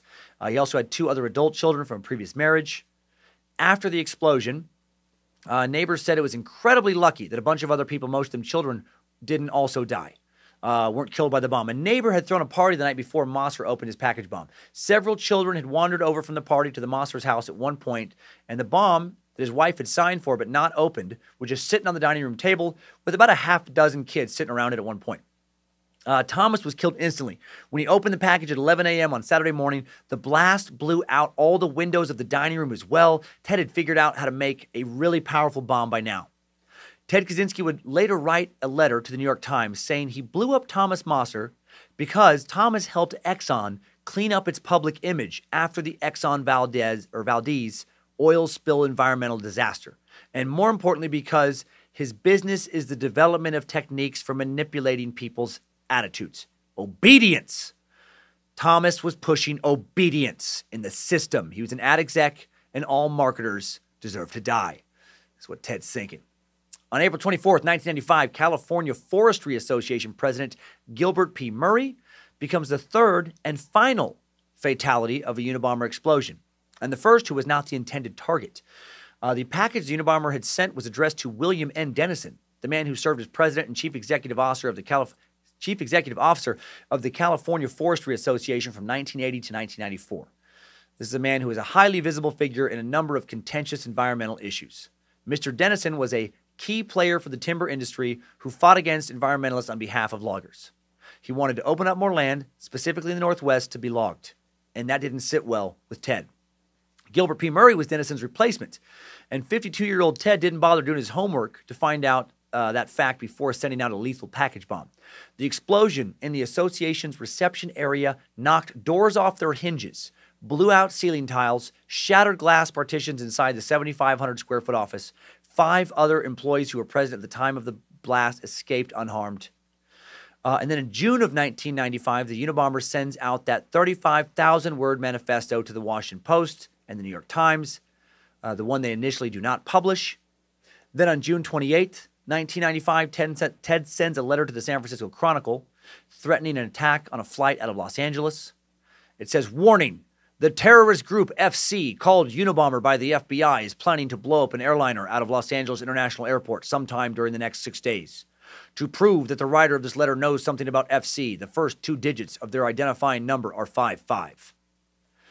The next day, a letter arrives at the New York Times saying that his threat was a prank, saying, since the public has a short memory, we decided to play one last prank to remind them who we are. But no, we haven't tried to plant a bomb on an airline recently. So he's just, he's just an anarchist, just sending out weird shit. 3 months later, on September 19th, 1995, the Washington Post, New York Times do publish that Unabomber manifesto, and it leads directly to his arrest. What's insane to me is that when the manifesto is published, it's widely praised by academics, journalists, and intellectuals. It was described as logical, thoughtful, convincing, and artfully written. Most readers do not doubt Ted's sanity or intelligence. And this praise will bring us into today's unique idiots of the internet right after a word from today's final sponsor. Timesuck is brought to you by longtime supporter, champion of knowledge, favorite of Nimrod, the Great Courses Plus. I know you take a lot of joy in learning as much as you can about the world as I do. That's why I want you to check out the Great Courses Plus. This online learning service gives you unlimited access to thousands of video and audio lectures. Learn about virtually anything from fascinating, engaging experts who are so passionate about their subjects, like history, science, psychology, literature, even martial arts. Oh, man, I got to learn some of that. Photography. I've been enjoying some great new mini lectures they have. Right, you can sneak these in while you're waiting for your chronically late friend to meet you, or maybe even during a bathroom break at work. 7 to 10 minutes long. It's the This Day in History lectures. They have ones on Julius Caesar crossing the Rubicon, Nelson Mandela being freed from prison, raising the flag on Iwo Jima on February 23rd, 1945, and more. I want you to start enjoying the Great Courses Plus with this exclusive limited time offer. Get 2 months. 2 months of unlimited learning for just 99 cents. That's total access to enjoy their huge library of engaging lectures for 2 full months for under $1. That's the best deal I've heard. But to get this exclusive offer, you must sign up within the next few weeks at thegreatcoursesplus.com/timesuck. Do it. It's worth it. The special offer to get 2 full months for just 99 cents is only available for a limited time, only at thegreatcoursesplus.com/timesuck.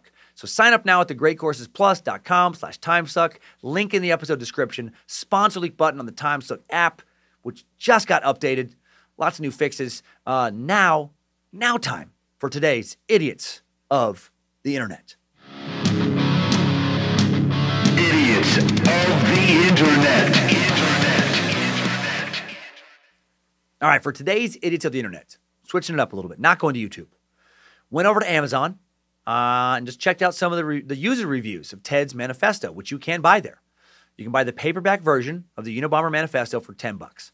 49 customer reviews of this particular edition, 4.4 out of 5 star ratings, right? 4.4 out of 5.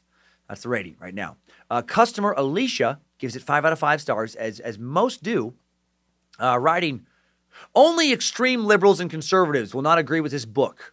The few objective, balanced Americans left in America will agree. However, you must have a good concrete knowledge of human history, culture, psychosocial behavior, and have read dystopian novels to understand. If not, you're screwed. Stay scrolling for the next camp out date at Best Buy for the latest Apple computer you can't pay in cash. People also need to have an understanding of the genius thinking and inability to function socially. If you are a full-grown adult who owns or has owned a home, pays lots of taxes, has children, and pays for their useless crap, saves for their college, not really an education, pays $2,000 for a family medical plan with a deductible of $5,000, you don't sleep, you don't vacation, you barely eat, you can't save for your old age, then you will fully feel and understand this book. Buy it and don't judge what has been said about this man. The media is the Antichrist that perpetuates hate and ignorance. Okay. I am sure as hell not an extreme liberal. Maybe I'm conservative. Maybe that's why it doesn't make sense to me. I'm conservative on some issues like crime, punishment, military, most fiscal matters. Super liberal on social issues. Do you have a concrete understanding of human history, Alicia? I don't think you do. You're a typical historical revisionist. Most people seem to be. You don't see the past for what it actually was. You see it for what you want to be. And you get swept up in this fucking dystopia and you read, George Orwell's 1984, Aldous Huxley's Brave New World. You think that that's inevitable because of technology. And does it suck to have to work lots of hours to still not be able to afford a college education or be able to retire or to own a home or to have medical insurance for your family? Yeah, it does suck. But way back when, way back before the Industrial Revolution, way back before technology, fucking no one had insurance. You know why, Alicia? Because they didn't have any fucking doctors. They just died all the time. Horrible deaths. Some people having access to modern medicine is still way better than no one having any medical knowledge whatsoever. Can we improve things? Yeah, whole bunch. I hope we do. I think it's very possible. But are things worse because of technology and industry? Fuck no.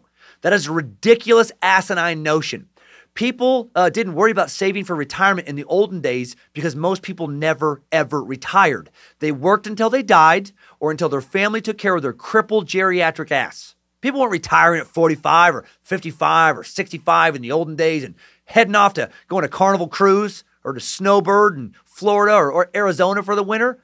No, they're pioneers living off the land. You know, they didn't get to stop hunting and gardening and damn near freezing to death every winter when they hit 65. No, they still had to work. It was just harder now with their arthritis that couldn't be fucking treated because there was no doctor. It was just a different kind of work. They weren't working in a factory, but they were still working. And arguably, possibly harder, right? They still had to split firewood, still had to plant crops, still had to kill and cook their food. You don't think that's work? Have you ever lived off the land, Alicia? I highly fucking doubt it. I bet you'd have to, I bet you'd be begging to have some technology back if you had to do it for 1 week. Oh, I bet you'd be crying like a baby. Will people ever stop turning the past into some nonsensical utopian fantasy? Drives me fucking crazy. User Leah gives it 5 stars and posts, excellent, an amazing intellectual perspective and forecast of today's society. And again, just strikes me as a weird thing to say. Like, do these people realize that just by using Amazon, they're part of the machine that Ted hated? Right? Ted would never buy this book off of Amazon and then leave a review for other people to read on their technological devices. It's so weird to me, you know? Like someone writes a book that the message is, fuck technology, stay away from it. Fuck computers. And then people go on their computer and read it and then type in positive reviews. He's right. We don't need computers. What? User Gioli Gatti gives it 5 stars and writes, one of the greatest book that I've ever read, which I just find funny because he spelled the color red, not the word that denotes having read something. Kind of just detracts from your literary review clout when you don't spell red correctly. User Amophilos cracks me up with a 4-star rating, writing, exactly as advertised, but ... Why the hell did I buy this? Exactly. You can read the entire thing on the internet for free, by the way. If you're listening to this, you're a big Unabomber fan, Unabomber fan, you don't have to buy it. There's PDFs of the entire thing, and it's written as, as it was published for free. It's all over the place. User Richard Zachary writes in a way that makes me think he may have one of the most punchable faces on the planet. This pretentious son of a bitch. This is what he writes. Back when Kaczynski's Manifesto was thrust, rather literally, into the limelight, I read the first 60 or 70 of its numbered paragraphs with unalloyed admiration and agreement. Having rambled back to his precincts by way of some obliquely related research, I have just read his Apologia pro vita sua in its entirety, rereading the portions I had perused previously. Notwithstanding the copyright restrictions placed upon its dissemination through Wikipedia, there are no shortage of facsimiles to be found on the internet. Alas, I would have fain purchased his manifesto for the $9 advertised on Amazon.com, were there any likelihood that some portion of the proceeds would find its way into TK's prison deposit account. The prospect of enriching the likes of David Galertner in propria persona, or by way of some hand-picked charity, with a few of my hard-earned shekels is viscerally unpleasant. TK's manifesto is a sustained Hegelian exercise in diagnostic analysis concerning progressive tendencies in modern societies in which the aboriginal encounter with an untamed wilderness and the establishment of settlements in its midst are but quaint memories preserved in archives or used as fodder for entertainment. The manifesto articulates a progressive line of logic, proceeding from general observations and first principles toward the formulation of a course of action that might arrest, if not reverse, a widespread and worsening malaise that is routinely decried by commentators without a semblance of an impulse to do something about it. Though it may be abysmally unrealistic to undertake to change the world, unless someone has the gumption to take the first step, the waters will continue to heat without disturbing the complacent amphibians in their ever comfortable bath. TK was one of those individuals to whom talk is not cheap, nor radicalism of the cosseted and tenured variety that relegates the question of implementation to soapbox posturing or news panel soundbites. Haltingly, with crude materials and fitful illumination as could be gleaned from a hermit's shack beneath the grid of power and prestige, he made a fundamentally accurate diagnosis and undertook to implement a remedy, commencing with stutter steps in the hope that others would follow. Safely imprisoned in a maximum security prison for the rest of his years, mealy-mouthed careerist swine who prattle about revolutionary commitment like Gibbon expatiating about love have license to roll their eyes at his example. Fuck! Ugh! I do roll my eyes at you, Dickie Z. God, I bet you hang out at like fucking poetry nights and just like roll your eyes. It's never, my vocabulary is far superior to what this person, Oh, you write in the most punchable way. There's no chance you and I get along. I've always hated people who go out of their way to show off just how intelligent they are, with these obscure intellectual references, archaic vocabulary choices. We get it, fuckface. You aced English lit. I imagine Dick Zachary is a pretentious independent bookstore record shop employee, right? Someone with about as many friends as Ted had. Someone perpetually disgusted that their customers don't have the same obscure, eclectic, and clearly sophisticated and superior tastes. You're intelligent academically, but like Ted, you also come across to me as a fucking fool when it comes to pragmatic intelligence. Careerist swine? Oh yeah, God forbid anyone try to increase the numbers on their paycheck, provide a better life for their families. And yet you reference your hard-earned shekels like an asshole. So clearly you work. So what, it's okay to work, but not to get paid past a certain dollar amount? You fucking dumb communist. If you don't want to make money when you work, you could probably get Kim Jong-un to take you over in North Korea if you tried hard enough. And you'd rather give to the Unabomber himself than to a charity, you fucking piece of shit. You admire Ted so much? Well, why don't you get off Amazon? Sell your computer, go build your cabin, be a well-read lunatic with an expansive vocabulary, eco-terrorist leanings. See how far that gets you. See how many Montana winters you can make it through in a shed with no running water or electricity. I'm guessing about, 0. I'm guessing you and, what's her name, Alicia A. would get along great together. Oh, you two could just sit in a coffee shop and just drink some lattes and talk about how you despise the world. Finally, right when I was starting to think I was the crazy one for not understanding Ted's genius, Customer Past Master 2014 crushes it with his comment, giving the manifesto 5 stars but leaving the following review. I purchased this book with my 4G smartphone from my smart chair with 5 massage settings, heated and ventilated pockets. In the comfort of my house, set up with smart technology that allows me to dim my lights and raise the temperature by using my voice. My son rolls by in his hoverboard while using his Oculus to play a game about hoverboarding. My wife is taking a live stream spinning class on her $3,000 bike while talking on her hands-free Bluetooth device to her friend in the class. Our daughter left our Wi-Fi enabled refrigerator door open and it just texted our television to let us know it needs closed. Life is great. Ted, you had it all wrong. Fucking love it. Love the sarcasm, past master. I agree. I love technology. What's that Napoleon Dynamite song? Yes, I love technology. Or, yes, you love technology, but not as much as me, you see. Always and forever. Always and forever. Timesuck, not possible without it. So thank you, scientists, and fuck you, Ted. Idiots of the Internet. All right. So back to the fall of 1995. The Manifesto has been published. The FBI still does not know who Ted is.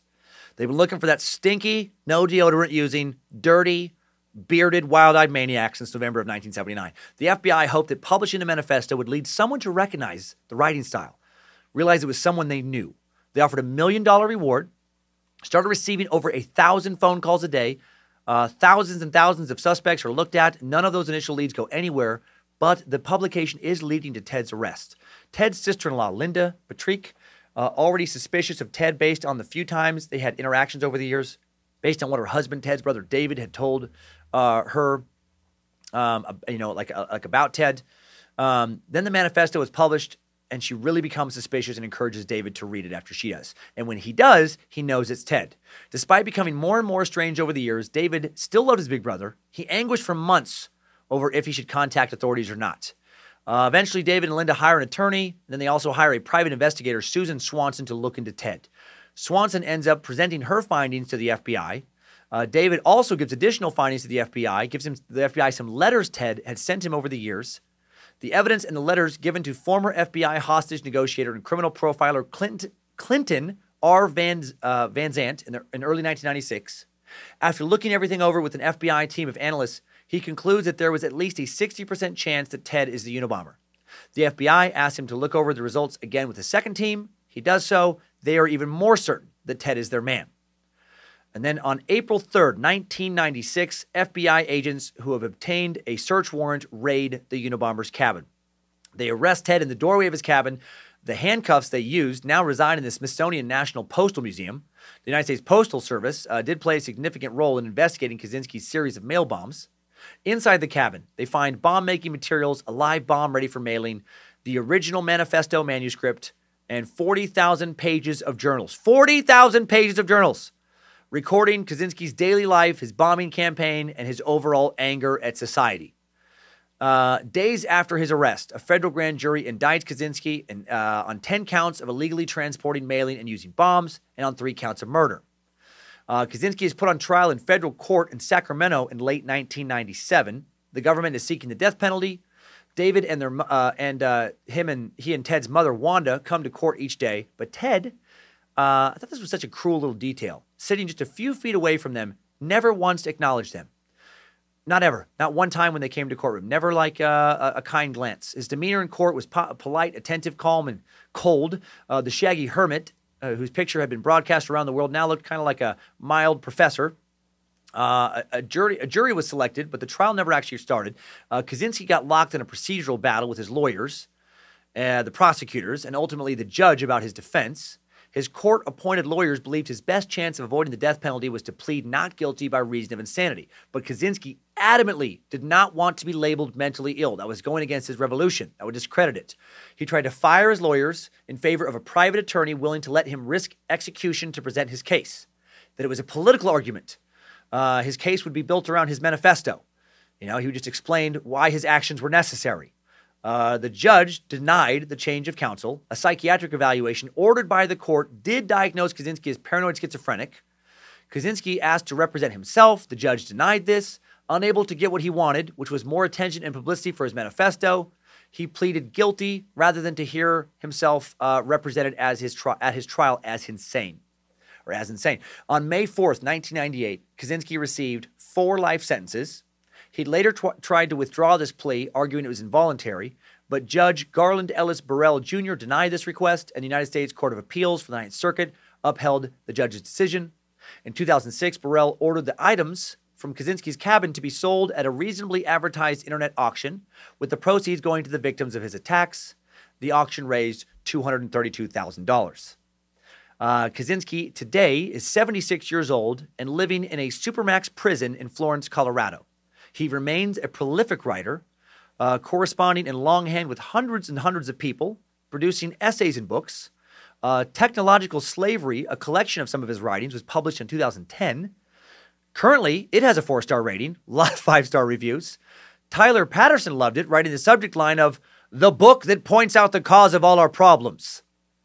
And then leaving a review of, "Seriously, my favorite book of all time. While technology claims to be the solution to all of our problems, it is in fact the cause of all of our problems. Amazing book." Okay. And again, leaving that on Amazon. All right. Yeah, you hate technology, but there you are. In a report for the 50th reunion of his class at Harvard in 2012, Kaczynski gave his occupation. He actually responded, wrote down that his occupation was prisoner, and under awards, he listed his 4 life sentences. His mother, Wanda, wrote Ted a letter every month before she died in 2011. Despite corresponding from prison with hundreds of strangers, he never responded once to her. His brother David still sends Ted letters on holidays, and Ted has yet to respond to him either. And that takes us out of today's Timesuck timeline. Good job, soldier. You made it back. Barely.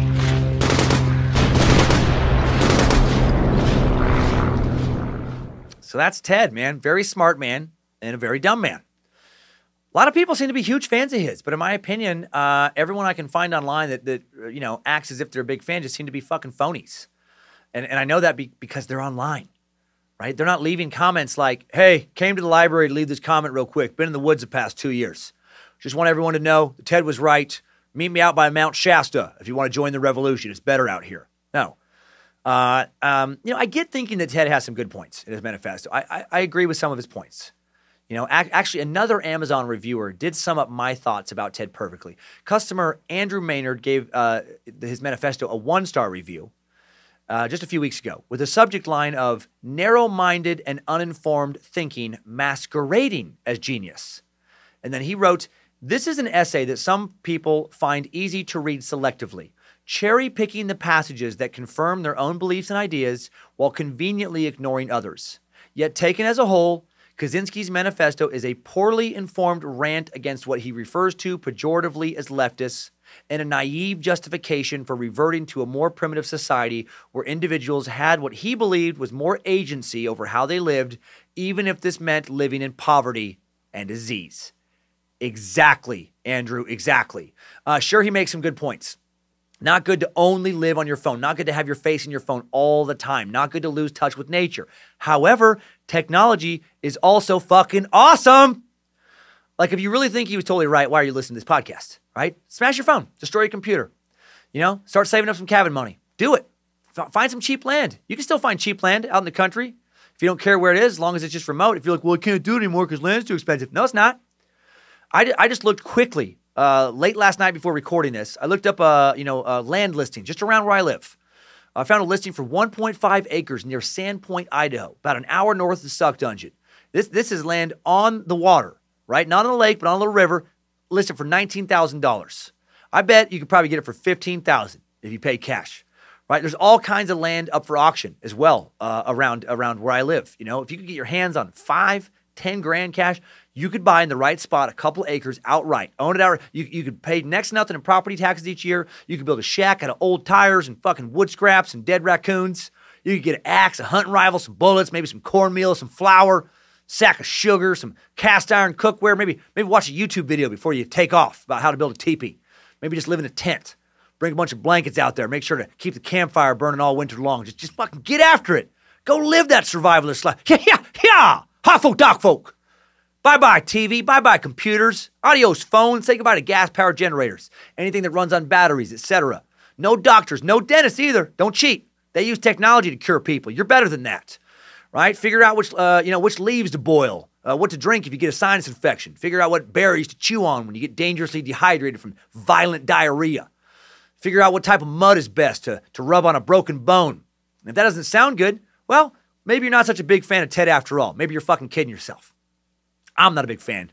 Do not care for the guy. Glad he's in prison. Time now for top 5 takeaways. Timesuck. Top 5 takeaways. Number 1, Ted Kaczynski was born in Chicago in 1942, went on to graduate from Harvard, get his doctorate at the University of Michigan, become the youngest associate professor of mathematics at the University of California, Berkeley at the age of 25 for that. Before the age of 30, he'd been building a cabin in the remote wilderness of Montana, transitioning into an eco-terrorist hell-bent on destroying America's techno-industrial system. Number 2, between 1978 and 1995, Ted Kaczynski would either mail or personally drop off numerous homemade explosives that would injure a total of 23 people and kill 3 others. Number 3, the nickname of Unabomber came from Unabomb, and that's U-N-A-B-O-M. The task force the FBI set up to catch Kaczynski, Unabomb stood for University and Airline Bomber, because that was where the first attacks took place. It took the FBI almost 18 years to catch him. Number 4, the Unabomber was brought down by his own Manifesto. I love it. After the Washington Post and New York Times published it in 1995, his sister-in-law and brother recognized the writing and ideals as belonging to Ted and helped the FBI capture him. And number 5, new info.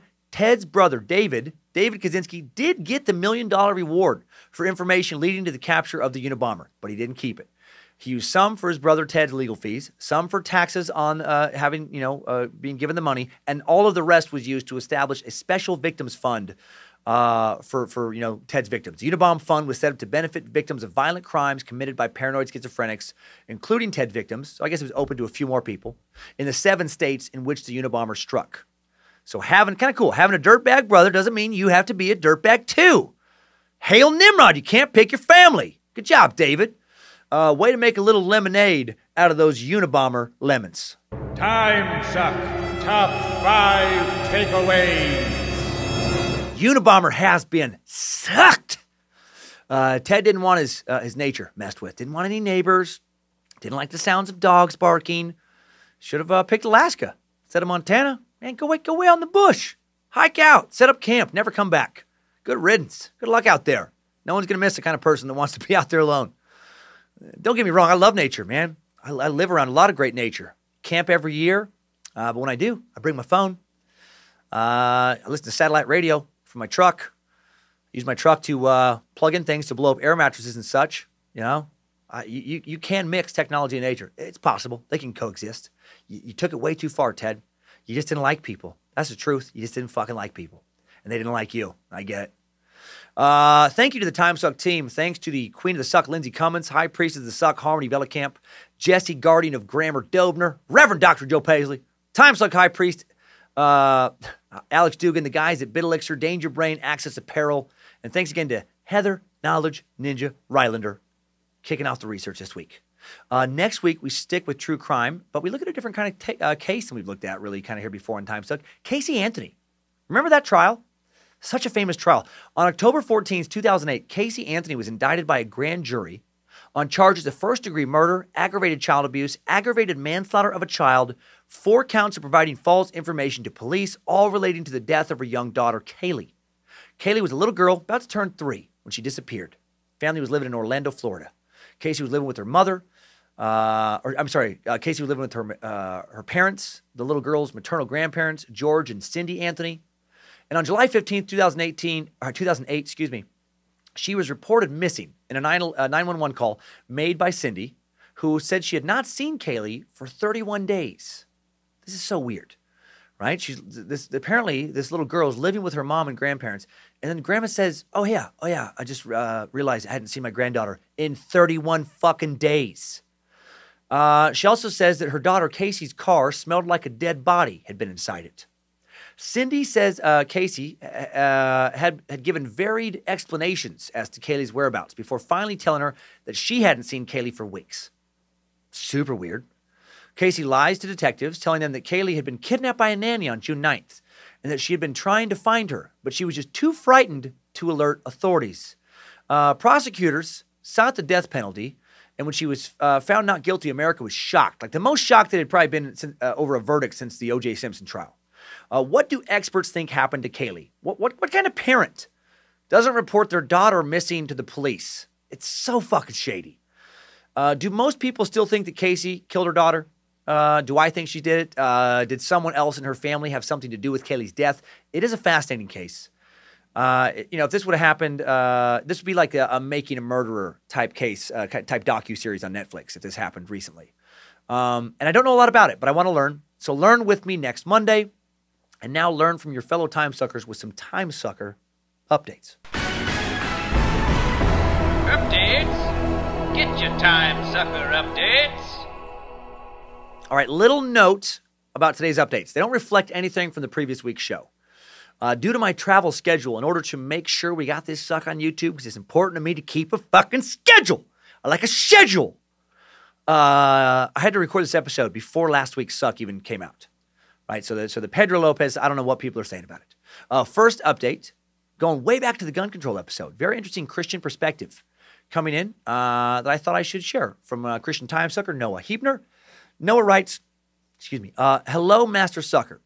I just got into Timesuck about a month ago. I'm now up to bonus 20. You mentioned a question regarding your previous episode about gun control. You mentioned wondering where the desire to kill more is coming from. And in my opinion, as well as many other people from a Christian background, it appears that it comes from an increased belief in evolution. As more people believe in evolution, ever so slowly, especially in the mind of crazy people, our lives are suddenly worth no more than the life of a fish or a bug. This is also not helped by the vegan beliefs that say we should not harm animals because they have souls too, which they do not, nor a conscience. Therefore, they are on the same level as us. So if people can kill a deer or any other animal, in their eyes, a human is the same thing. It's sad and it may seem put there to you, but it is a very real and a very terrifying possibility. I hope to talk to you more about such things or things such as this in the future and plan on buying a secret suck or a secret Space Lizard subscription as soon as I'm caught up on regular episodes. Thank you, Dan. Love the suck. Well, thank you, Noah. I appreciate your perspective. It's interesting. I am someone who does believe in evolution, and honestly, I probably do have a little less respect for the sanctity of human life overall than someone like yourself. Not joking. I believe that, though, that evolution could be compatible with some type of cosmic creative force or being, though. I think that's actually probable. Me personally, some type of God, if you will. I just don't know what that is. Anyway, I can see how a lack of fear over divine retribution and a lack of belief in a God entity that specifically has commanded you to not kill, that not believing that could lead to more death. However, I was thinking, though, like a fair amount of people who kill also kill in a misguided belief that they're serving God. So really, I guess to figure out the answer to this question, we need to see like some new mass shooting stats. How many mass shooters have identified as atheists compared to how many mass shooters are religious? If you can find that data, anybody, send it in. I really would be curious. Is it kind of evenly split or is it kind of weighted to one side? And thanks, Noah, for making me think about that. Now we have the announcement of a new suck baby coming in from time sucker Peter Ordaz. Peter writes, Dear Grand Poobah Sucker and Sheik, to all who suck in your name, Denonius Cummalingus.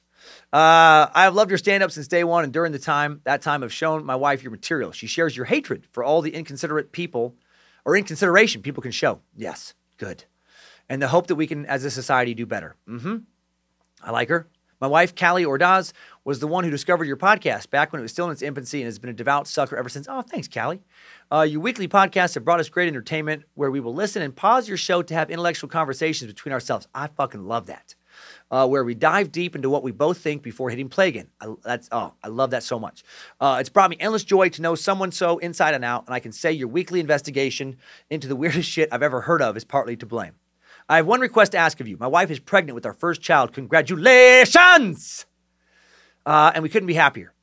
It would be the greatest honor if you could bestow our first spawn with a blessing from Nimrod to be strong and ever curious of the world, and for the great Bojangles to keep an ever watchful eye over our child. Thank you for all that you do, and know that my wife is losing her shit if you are reading this during your great podcast. Sincerely, Peter Ordaz. Well, I hope you lost your shit, Callie.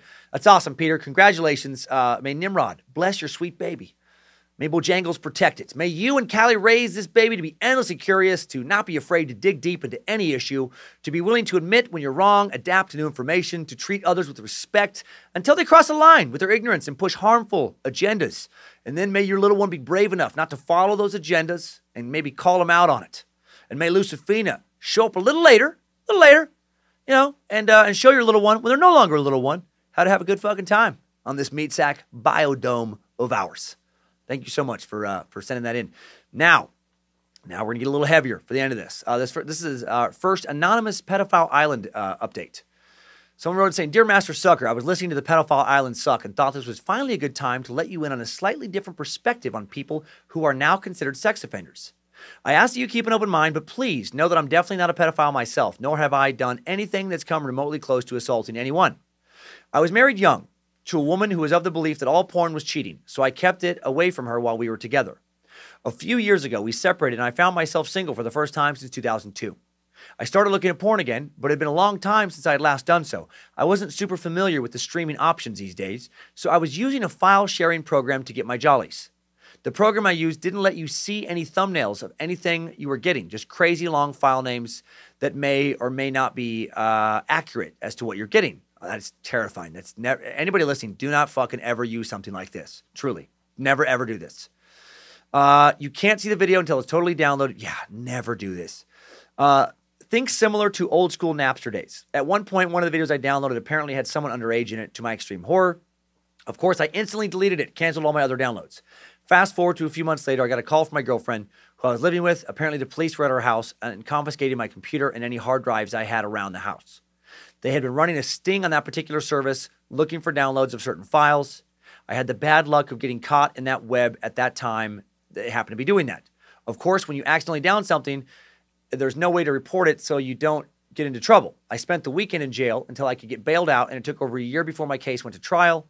After a lot of talking to my lawyer about options, my best solution was to essentially plead no contest. That would end with no jail time. If it went to trial, I would have to convince a jury that it was a one-time accident. But if the prosecution decided to describe what was in the file, it would definitely taint the opinion of the jury. A major uphill struggle that risked me going to prison for 20 years. The day after I'd gotten bailed out of jail, my girlfriend had given birth to our twin babies, so I didn't want to spend their entire childhood behind bars. Now I'm required to register as a sex offender and re-register every 6 months.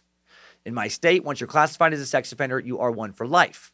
My reason for saying all of this is that there are some of us who out there who are on the offender registry for things that were at least in some way beyond our control. And if you look at my listing, it says sexual exploitation of a minor, even though I never had the slightest contact with anyone in my situation. I beyond despise those who hurt children, and that includes those who simply download videos or pictures of them in sexual situations. But it sucks to be lumped in with them now for life.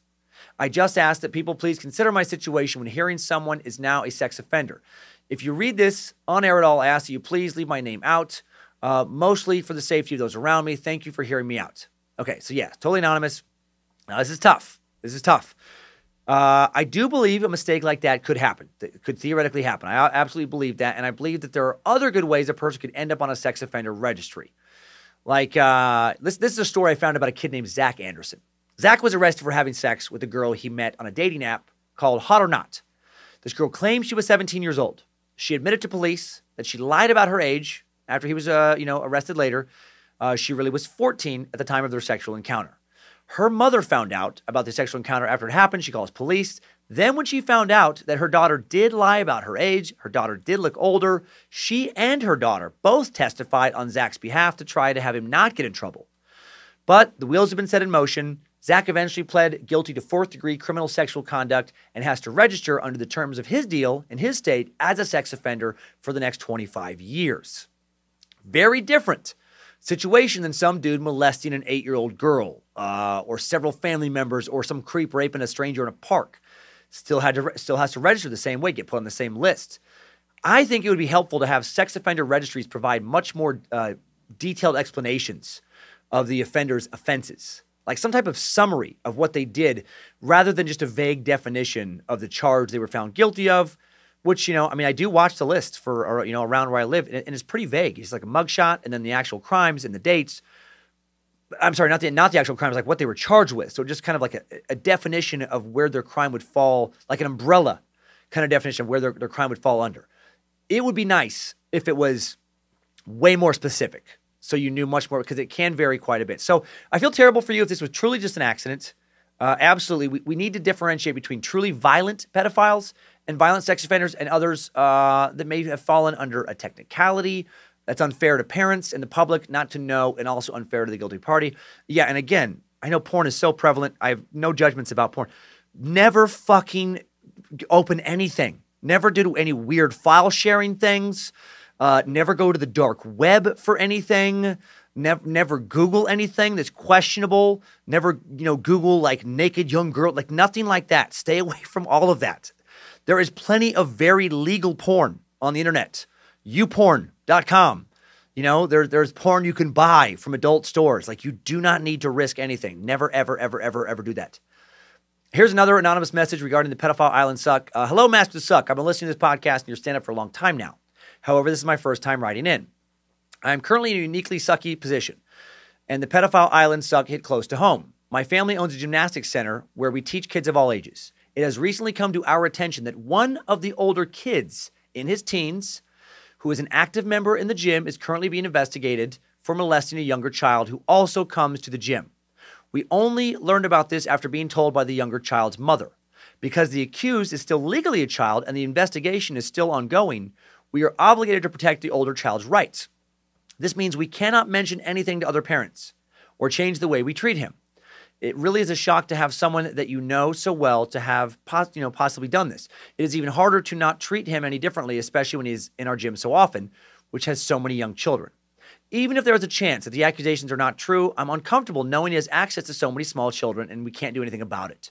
I was curious during the episode about how common child-on-child sexual abuse occurs, especially since you mentioned that paraphilias stay with the person for their entire life. After digging around a bit, I found that up to 40% of children who are sexually abused are abused by older, bigger kids. I also found that with help, the recidivism rate for children with problematic sexual behavior is fairly low. Hard to find any concrete data, as most studies are on adults, but one study conducted by the University of Oklahoma showed a recidivism rate of only 2%. Thank you so much for reading this if you get this far. I'm a huge fan of the suck. Sorry for the super long message. This particular episode was very impactful for me. Like I said before, I'm a gymnastics instructor. I get to help kids. It's a pleasure to be working with them, but to imagine their innocence being ripped apart for someone else's amusement or sick pleasure makes my heart break. Keep doing what you're doing. Hope the suck never stops. Thank you, anonymous sucker. I hope the suck goes on as well for a long time too. Long live the suck. Appreciate you sending me the recidivism stats for children who have some type of pedophilic tendency or some other form of deviant sexuality. Yes, it does seem if you catch it early, during the development years, when the brain is still malleable, that it can be treated much more effectively. This is great information to share because I'm all for curing pedophilia and other dangerous sexual attractions if possible. That's best case scenario. And your message brings us to our final update. Very personal disclosure. I encourage all of you to really hear this one out. It's a tough one, but it's an important one to think about. Another anonymous update says, "Hey, Dan, I wanted to reach out and say thank you. Thanks for your most recent Timesuck. It struck a chord with me for very obvious reasons. I was actually diagnosed with pedophilia when I was a teenager. Luckily, I had parents that were very much involved with psychology, academically, and so they realized that in order for me to never hurt myself or anyone else in any way, they needed to get me help. I've been in therapy since I was 11, and I'm about to turn 34. Thanks to the therapy, I've never broken any laws or hurt anyone. Only my closest of friends and family know. But it's true, being able to talk about these unnatural thoughts helps steer one away from repressing them. Repression leads to outbursts that are attempts to purge the fixation. It's also important to tell people that it's not my fault. It's literally how I was born. No sexual abuse in my past of any kind. It's just how my brain works. Much like having a favorite color, you don't really know why, you just like what you like. Thankfully, being able to speak about it in therapy and then openly with my friends and family has allowed me to accept this dark side of myself in a way that makes it basically a non-issue. I'm never afraid of actually being tempted to do something because I never get to that point because I can talk about it anytime I need to in my sessions with my therapist, my friends, and my family. The amount of love and support and understanding that I have has not cured me, but it has eliminated the possible threat I could possibly one day pose to society had I not had it.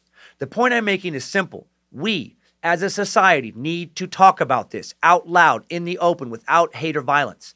Only then do we stand a chance at substantially decreasing and altogether eliminating the scourge of violence being committed against our world's children.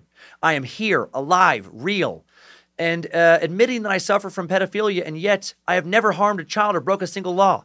And that's only been possible because of the love and support I've had from my family, and most importantly, the intervention of a qualified, licensed professional, and active participation in consistent therapeutic treatment. It works. I'm living proof. Obviously, I'd like to remain anonymous, but I tried to kill myself when I was 16, and I almost succeeded. If it hadn't been for the quick actions of my mother and sister performing CPR, I wouldn't be here today, and I'd just be another statistic. There are others out there like me, maybe still teens themselves, who listen to your podcast, so please keep doing what you're doing. Read this if you like so they can know that there is a way out. There are suicide hotlines who can help point them in the direction of therapy they need to save their life and keep them from harming others. This is in fact a disorder, which means it's treatable, not curable, but treatable. Talking about it as much as I have in my personal life is what has kept me from being a danger to myself or others. Thanks to the therapy, that impulse is only as loud in my mind as a distant echo of an echo muffled by the love and words of encouragement from my loved ones. This disorder is an evil thing, and I feel you can only counter evil with love, and for me, it's worked. I understand if you block me after this and refuse to read this. I get it. You're a parent, as am I, so I get it. I'm glad I got the therapy I needed. It's made me the father I am today to my son. I can also spot the ones who are like me a mile away. They're everywhere. And I say they because I don't count myself as one of them. I am not a pedophile. I'm a person who suffers from the mental disorder known as pedophilia. Keep on sucking, Suckmaster. I will always be a proud meat sack, even if I'm no longer welcome to be one. Hail Nimrod, praise Bojangles, all praise to Lucifina. Thank you, Dan. You have no idea just how much good your podcast might do. Anonymous. Wow. Wow. Anonymous Timesucker, you and I have already corresponded back and forth. So I know you know this, but of course you're still welcome in the Cult of Curious. Your message is inspiring that with consistent therapy, you can conquer certain urges. And I'm guessing we all have certain urges, maybe not necessarily sexual, to do something bad, to steal, to hurt, to verbally berate, etc. Most of us can control them when we want. I want to bash strangers' heads in some days, but I don't do it. If there really is a way to never ever act on it, then yes, great. You shouldn't be punished essentially for thoughts. And if talking about it helps, we should talk about it. As long as we agree that acting on it, even one time, is unacceptable and should result in some sort of social banishment, life imprisonment, sent to an island, or worse. Because with this disorder, unlike with many other disorders, one lapse is unacceptable. That's what makes it so fucking tough. It's like if you were predisposed to murder, you really want to murder someone, your brain is wired to want to murder, and you can control it all the time, then again, you shouldn't be arrested for thoughts, for uncontrollable desires. That's a bad road to head down. That's the 1984. That's the Brave New World. Thought police, here we come. I don't want to live in that type of dystopia nightmare. But you have to, it has to be 100% batting average. 1,000%. Thank you for sending in this message. Never stop getting treatment. Thanks for sharing. Who knows who will hear this? Maybe they will hear it. Maybe it'll prevent them from acting on their urges. Maybe it'll help them get the love they need to keep them from harming others. And I'm all for that. And harming others, that's all I want to stop. That's all I want to stop happening when it comes to this very specific issue. Hail Nimrod. Thank you, everyone, for your thoughts. Let's keep talking. Thanks, time suckers. I needed that. We all did. That's all for today, time suckers. Have a great week. Don't mail out any bombs. Maybe don't go off the grid and live in a creepy backwoods cabin with no electricity. I mean, if you did that, how would you be able to keep on sucking?